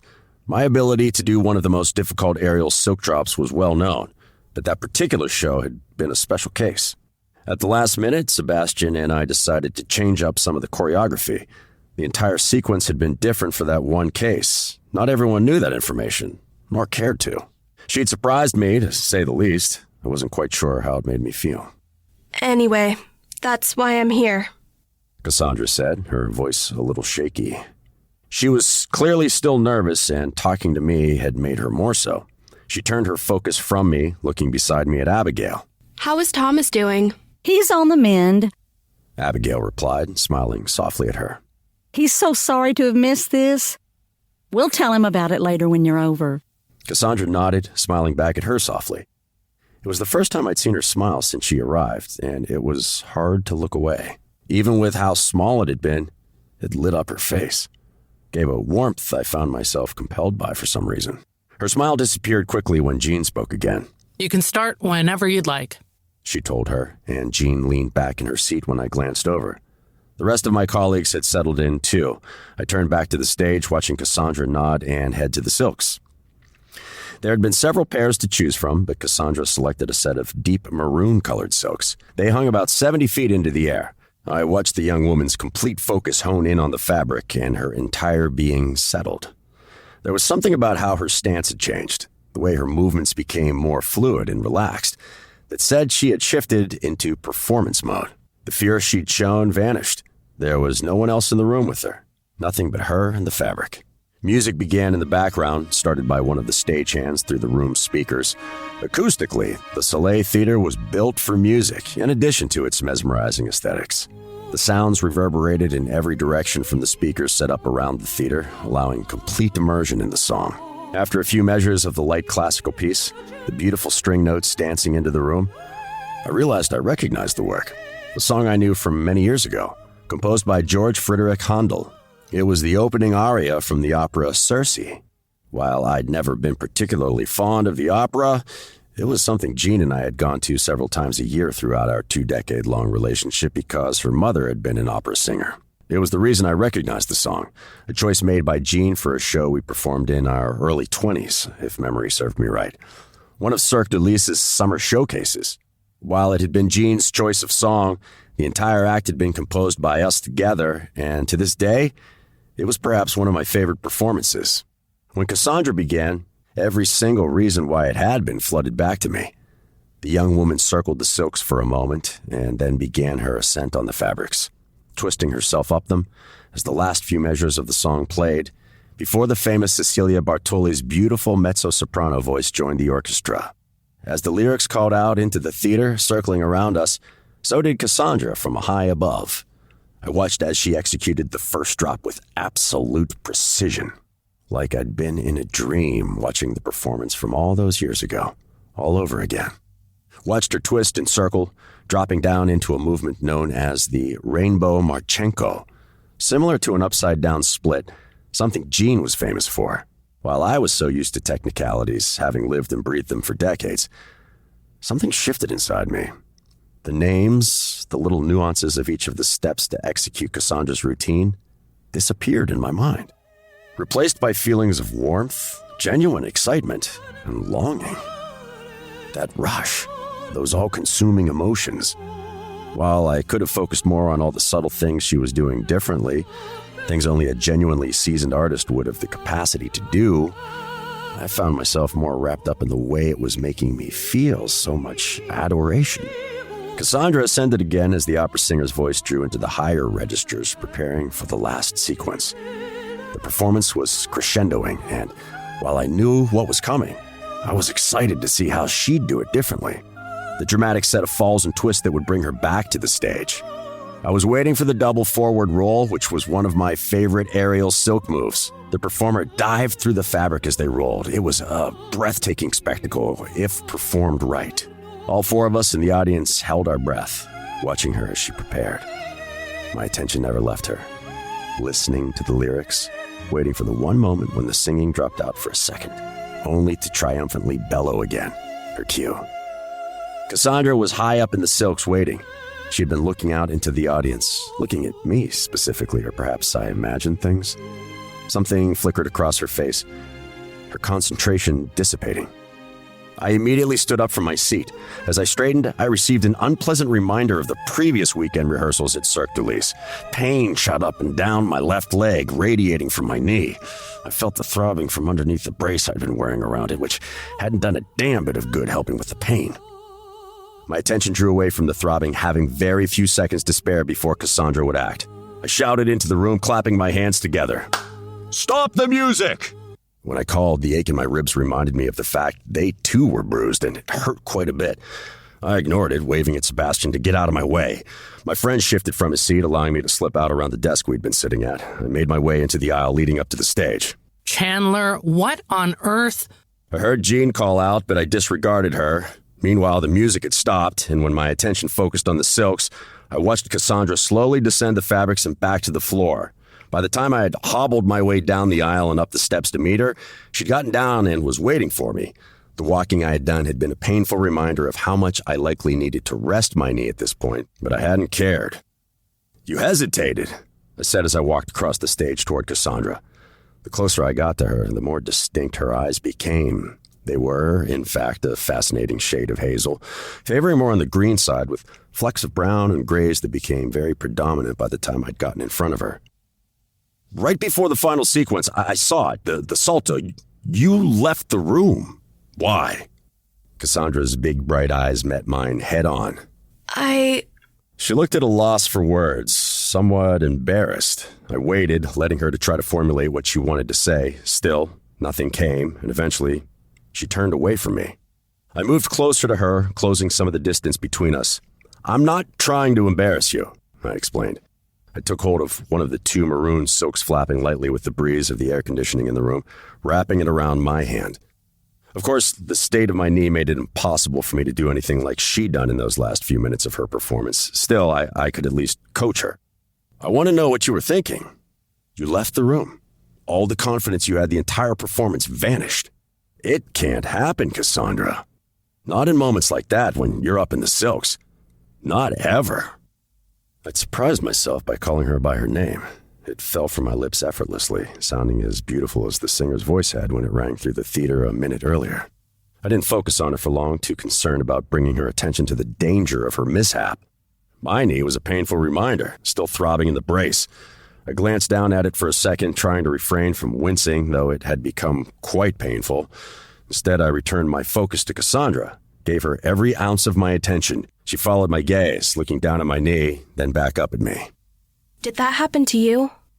She asked in a candid way, like we were friends, and she was genuinely curious about what had happened to me.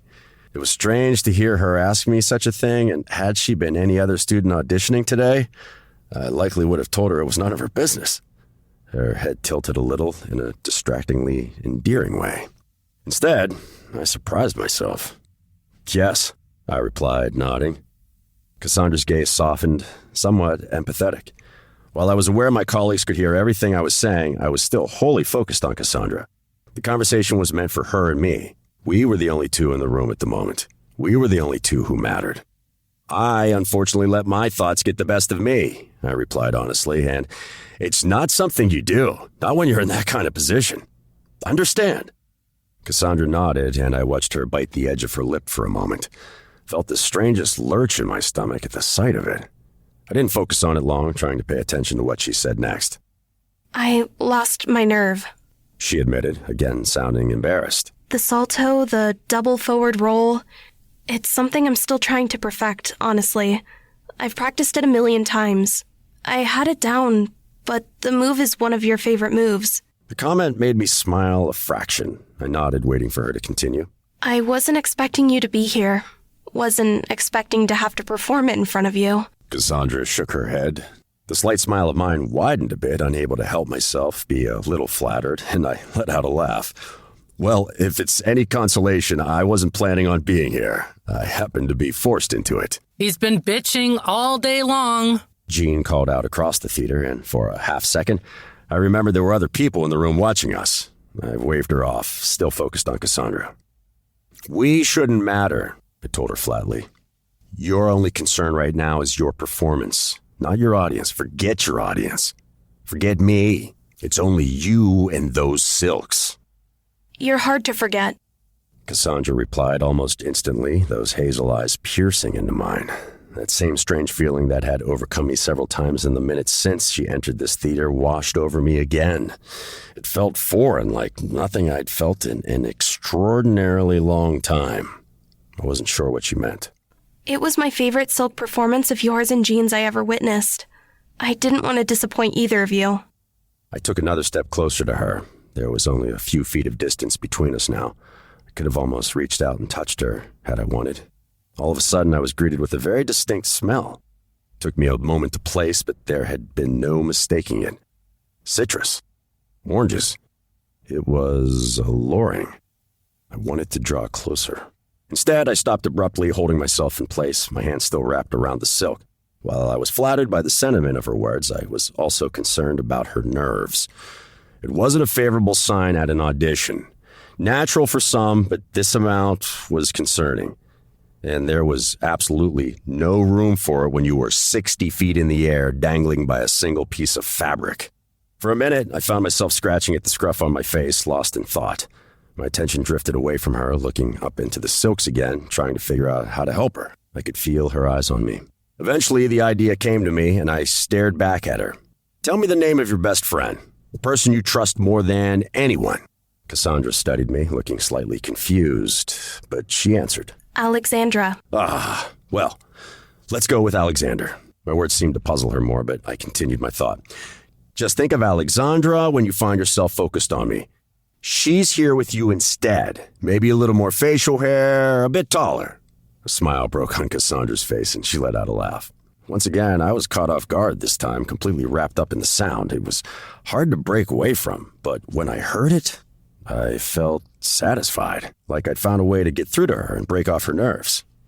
You're definitely much taller, she agreed. Okay, I nodded, taking a step back, unraveling my hands from the fabric I'd been holding onto.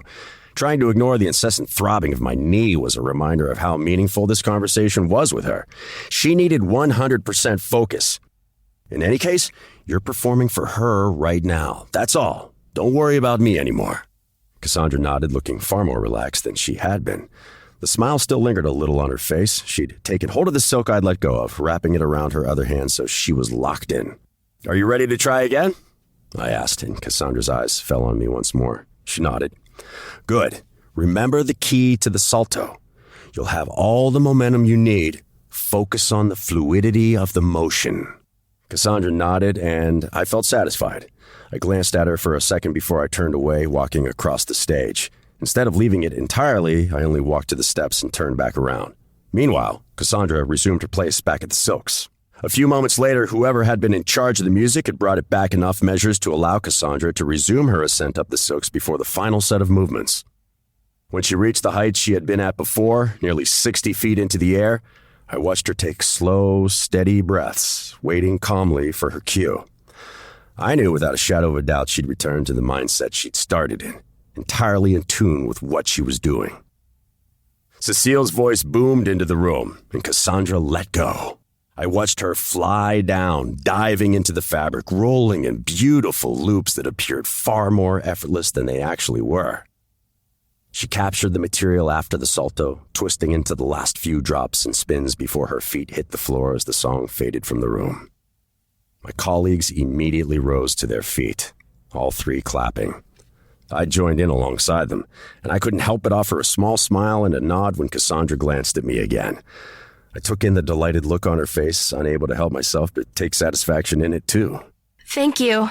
Cassandra called out before I walked back down the stage steps and resumed my place at the desk among my fellow colleagues. All were busy taking notes while Cassandra waited patiently on the stage. I had yet to bother to look back at her paperwork. My entire attention focused on her. I waited until the others had finished, and Sebastian spoke. "Did you have anything else you wanted to ask?" After a beat, I realized he had been talking to me. I glanced at him a moment and shook my head. "We've seen everything we need to see," I said, looking back at Cassandra, speaking to her. I tried my best to keep my tone calm and neutral despite how my heart had picked up a little in my chest. I was doing my best to steady my excited breathing. Cassandra nodded at my response. Thank you all, she said, bowing her head a little before she walked off the stage. She paused momentarily as she made her way past the desk we'd been sitting at.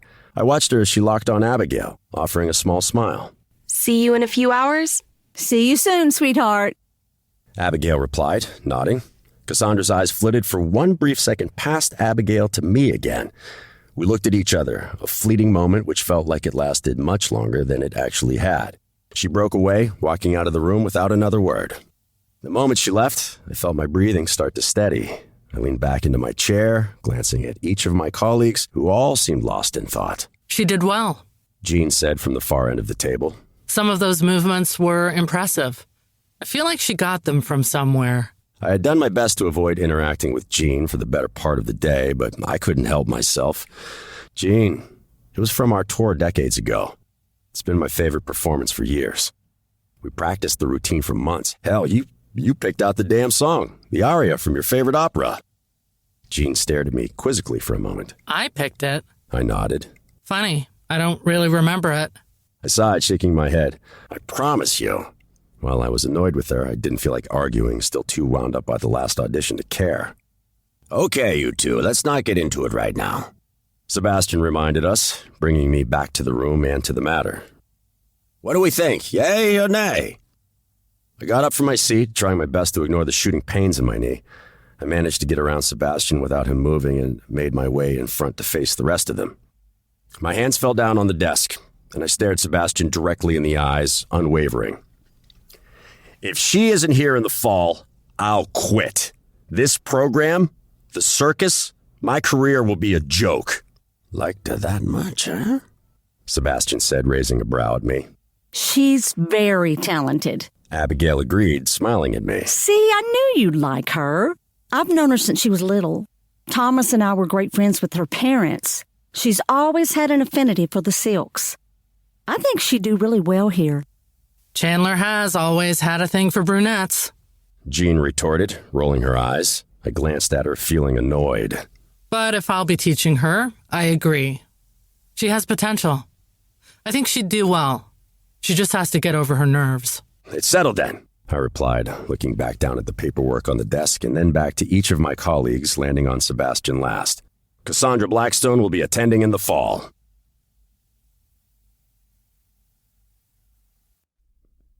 Chapter 2. Cassandra. Present day.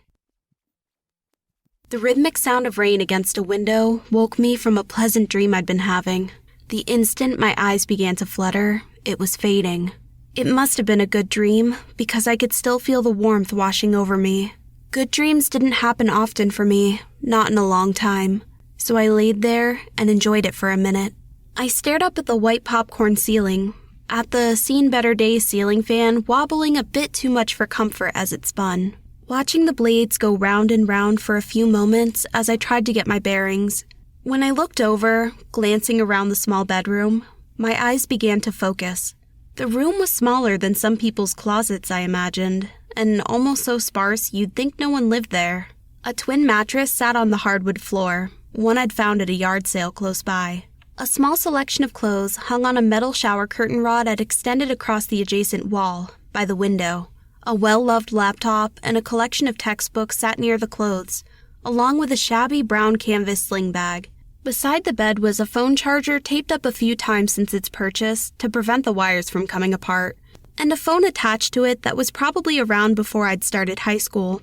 The tapping sound caught my focus again. When I looked outside the singular window across from me, I noticed it was raining heavily and looked ominous and gloomy. The branches of a tall oak tree were obscuring much of the view, but I made out enough of it. I looked back down at my phone. Beside it, there were two frames, as worn and as aged as pretty much every single thing in this room. But outside of perhaps the contents in my sling bag, they were the most important possessions of mine. In one frame was an old photo of my parents, Oliver and Catherine Blackstone, in front of the theater that showcased their magic show for decades. I was 3 or 4 in the picture, my hair still a mess of curls which hadn't loosened yet, perched on my father's shoulders, looking as content as could be, my parents smiling at each other. It was the one photo I had left of them. Beside the old photo of my family was another keepsake held dear for over a decade now, an old yellowing playbill with an autograph scribbled across it. Attached to a photo of me in 8th grade, standing in front of a giant circus tent, my arms stretched in the air, smiling broadly. To my left, a short, raven-haired girl with her arm wrapped around my waist, smiling too.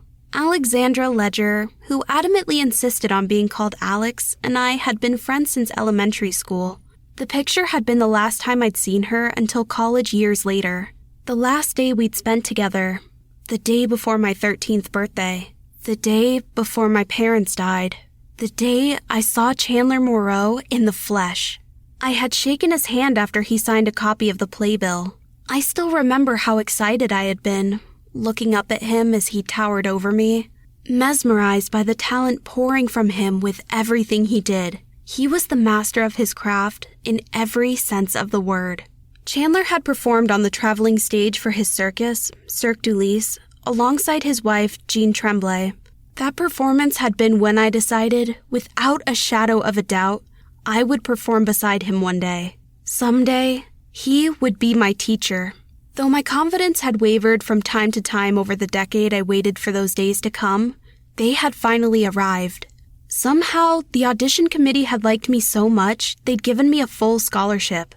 Soon, I'd be able to work alongside the one person I dreamed about performing with for over half my life. Before my parents passed away, whenever things were particularly difficult, my mother would always quote her favorite author, Pema Chodron, to me. In my mind, to this day, I could still hear every word as clearly as if she had been speaking them in front of me. Nothing ever goes away until it teaches us what we need to know. Staring at the playbill, I lost myself in the daydream of the happy day with my parents, with Alex, watching that amazing man who I'd been lucky enough to meet again at my audition 6 months prior. I was jerked back to reality when my phone chirped from the floor. I looked down, noticing a text message flash across the beat-up screen. "Good luck today. See you tonight." It was from Alex. I'd barely registered what she said before I noticed the time on my phone and felt all the blood drain from my face.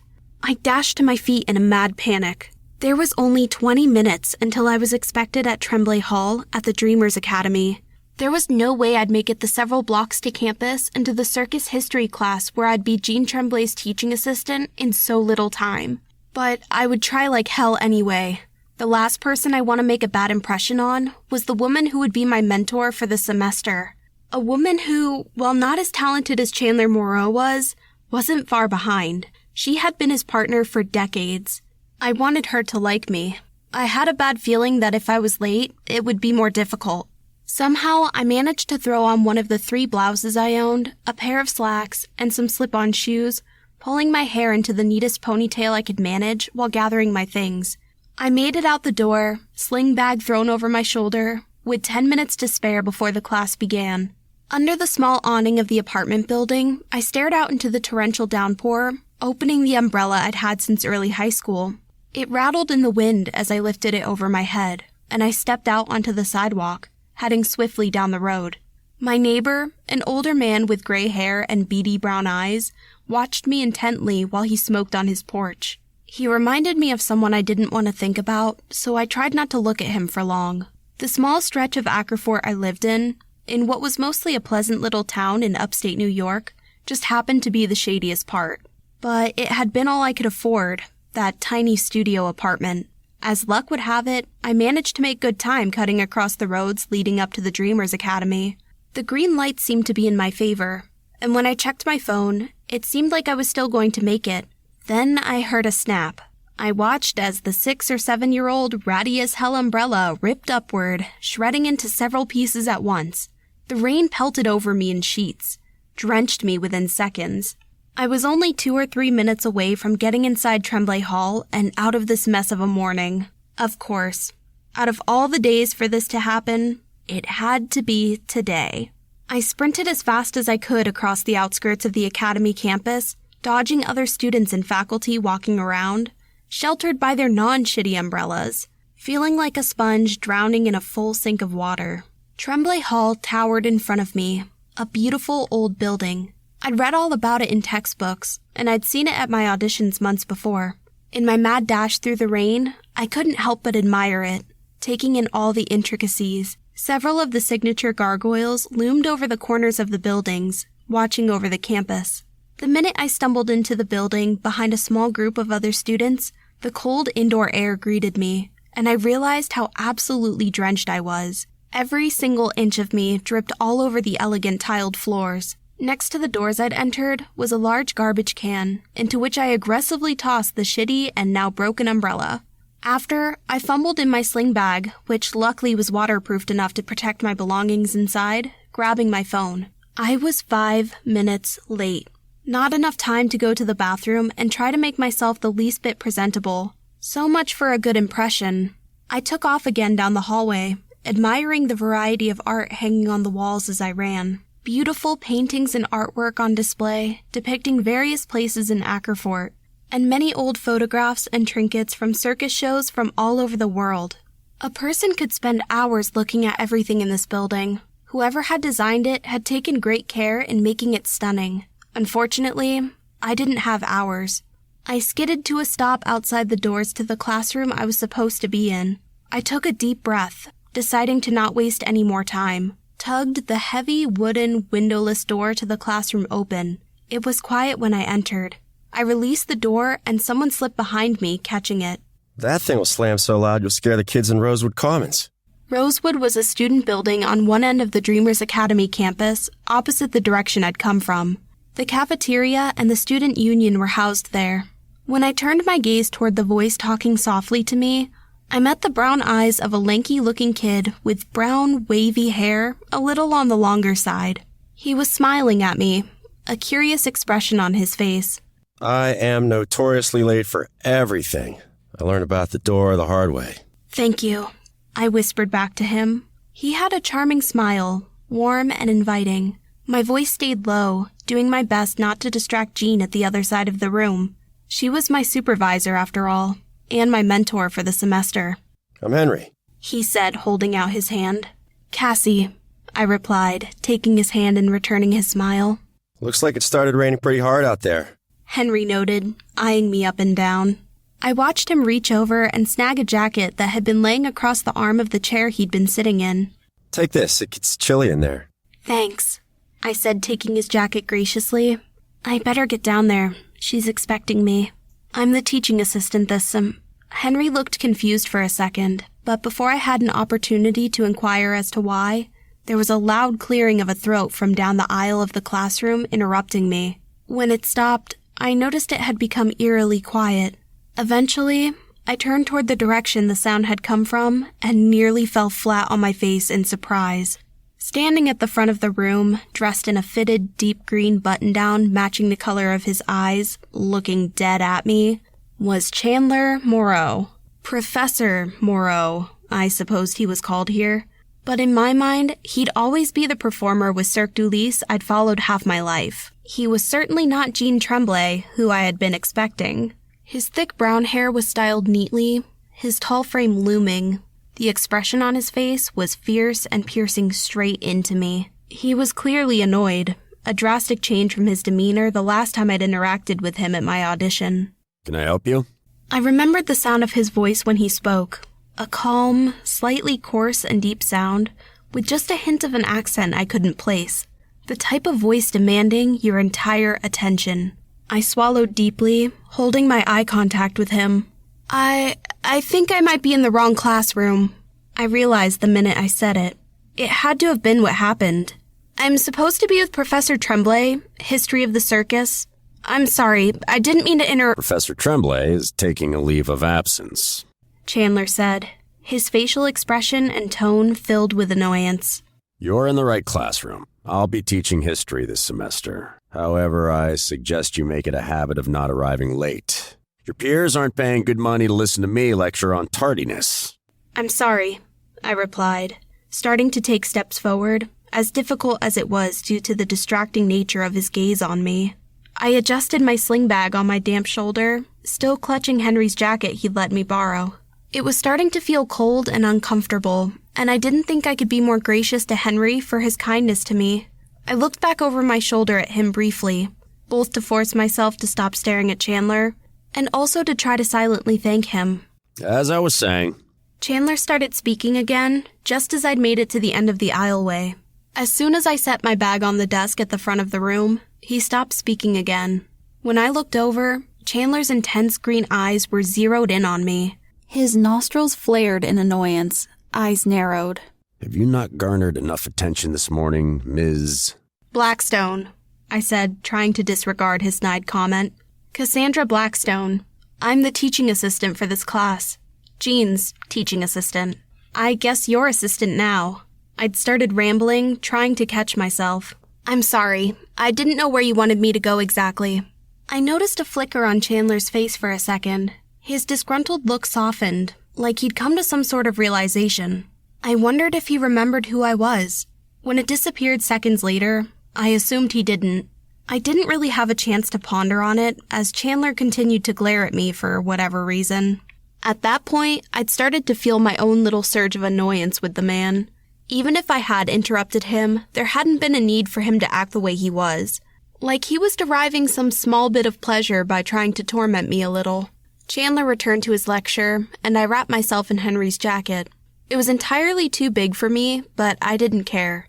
I turned my ponytail into a bun on top of my head. Then, before I got too far behind, I darted over to the whiteboard Chandler had been standing in front of. Most college professors were using PowerPoint presentations, but it seemed Chandler was old-fashioned. I didn't question him, uncapping a marker and drawing my focus to his voice. Circus Maximus will be our topic of discussion this week. When I looked over my shoulder, I watched Chandler stroll across the length of the classroom. I couldn't help but notice the injury he'd been suffering from at my audition had to have healed because he moved uninhibited and gracefully. I could teach an entire class on Circus Maximus, but for the purpose of this introductory course, we'll be doing a brief overview. I scribbled Circus Maximus across the blank whiteboard just before he spoke again. Can anyone tell me where the stadium was built and in what era? The room was dead quiet, the roughly 24 students within it all unmoving. A hand shot into the air, and I realized it had been Henry's. Chandler nodded to him, and Henry said confidently, projecting into the room, It was built in ancient Rome, in the Old Kingdom era, the largest stadium ever built there. Chandler nodded again, not looking the least bit fazed. Didn't compliment him when he'd known the answer. I wrote Henry's response across the whiteboard. I had learned this information in my undergraduate coursework. All of the students in the classroom were mostly freshmen and sophomores, so it was new to them. While Chandler might not have been impressed with Henry's knowledge the first day of class, I was proud of him. The ancient city of Rome was built on 7 hills. Between 2 of those hills, Aventine and Palatine, was the valley of Mutica, where horse races were held. Circus Maximus started there as a simple hippodrome. When Chandler didn't elaborate on the term he used, I decided to put it on the whiteboard anyway. A theater or performance venue. I remember learning about Circus Maximus for the first time from one of my grandmother's books on circus history, far more accurate and less drab than your textbooks now. I paused taking notes then, realizing he'd started drifting off into his own little world on a completely irrelevant tangent. Somehow, the next 40 minutes of the class were filled with meaningless anecdotes and stories about Chandler and his experiences. Practically nothing relevant to the actual lecture, Circus Maximus. The bell rang, and by the rush of students getting up from their seats, it signaled the end of the class. When I looked back at the whiteboard behind me, I realized I hadn't written a single thing since Henry had answered Chandler's question. The rest of the lecture was useless to the room full of students. A mini memoir by a man who was apparently far more self-centered than I had realized. There was a student or two who stayed to ask Chandler questions. Henry had given me a little wave before he left the room, and I assumed I'd give his jacket back the next time I saw him at class. My gaze turned back to Chandler, still interacting with the students. I hated the way he was acting, like the idea of their presence was literally the most dreadful thing he could be doing with his time. Between his arrogant posture, the exasperated tone he took, and the annoyed look on his face, it was difficult not to march right up to him and give him a piece of my mind. I was appalled by the way he was treating these students. They were still bright-eyed and bushy-tailed, eager to learn because of their desire to stay behind and talk to him. The wonderful memory I had, the interaction between us on Soleil's stage at my audition, was evaporating with each second I watched him. I was getting so annoyed. I forced myself to focus on gathering my belongings and erasing the whiteboard. When the last student left, Chandler went back to his collection of things, opposite of where I'd placed my own. I watched him for a moment before I approached him. He must have heard me coming by the squeak of my still damp canvas flats across the hardwood floors. Chandler's head jerked over his shoulder to look at me. You're still here, Miss Blackstone? Is there something I can do for you? I did my best to offer a forced, small smile before I spoke. I was just wondering if there was anything you needed from me before I left. I sat the marker down beside his bag on the table he'd been standing next to. Chandler turned to face me, scratching at his well-manicured beard, which I normally would have found attractive with its flecks of gray interspersed with the thick, dark browns matching his hair. It showed his age, and I thought it made him look attractive and refined. At least, I had thought so at my audition. Now he just looked like a pompous ass. Let's see. Chandler started. I hated that. Despite how unbelievably irritated I was by his very being, his gaze had a dangerous hold on me. It gave me chills having nothing to do with still being a little damp from the rain. Perhaps, first and foremost, you could arrive on time from now on. That would be a sufficient starting point. I sucked in a deep breath. You already publicly chastised me, I reminded him, feeling my face twist despite every effort in trying to hide my annoyance. I was meaning more... You might also consider showing up to my classroom not looking like a drowned rat. Every single fiber of my being was seething. He was annoying the living hell out of me, and I didn't think I could tolerate it much longer. There are such things as umbrellas. I had a fucking umbrella, I started, realizing I'd just cursed at him. It immediately jerked me back to reality, and I grew rigid, reeling myself back in. You know what? My voice went as calm as I could make it. I don't want to argue with you about this. Yes, I know I should come to class more presentable. I'll make every effort to do so. Trust me, this is not the way I intended my day to go. It was so true, on a variety of different levels. Did you plan to spend a daydreaming then? The man was relentless. Chandler nodded behind me, and when I looked over my shoulder, I realized he was referring to the whiteboard I'd cleaned off a minute earlier. You spent most of the class staring idly into space. I'm surprised you noticed, you self-absorbed shit. He'd crossed the line again, but I decided to keep myself in check this time. Couldn't believe I was having these thoughts about a man I'd idolized for so many years. He was making me feel so conflicted. I didn't think it was necessary for the students to take endless notes about your whole life history, Professor Moreau. Perhaps, I emphasized the word, using the same condescending tone he'd used a minute earlier. You might consider actually lecturing about Circus Maximus next time instead of rambling on for an hour about the myriad of reasons you chose to study aerial silks. Most of those reasons I'd known by heart, but I couldn't have possibly cared less. I wondered why I felt emboldened to speak my mind so freely with him. It certainly hadn't been one of my brightest decisions. Chandler's mouth hung slightly open, staring at me for a few moments. I'd definitely caught him off guard, and as much satisfaction as it had brought me, I also knew there would be repercussions.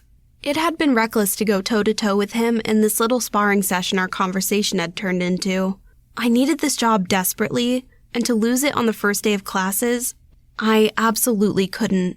Surprisingly, when Chandler recovered, he resumed picking up his things, throwing his bag over his shoulder before he returned his focus on me. His facial expression had become calm, like he'd been completely unfazed by my belligerent behavior. It had been ignored. Don't be late for your private lessons, he said flatly. Turning away from me, he walked up the aisle. I wondered bleakly if I'd have to deal with more of this nonsense with him. In the span of a 1-hour class period, I felt deflated. He'd ruined every shred of excitement I'd had at the thought of getting to work with him. Realizing what he'd said confirmed he did know who I was after all.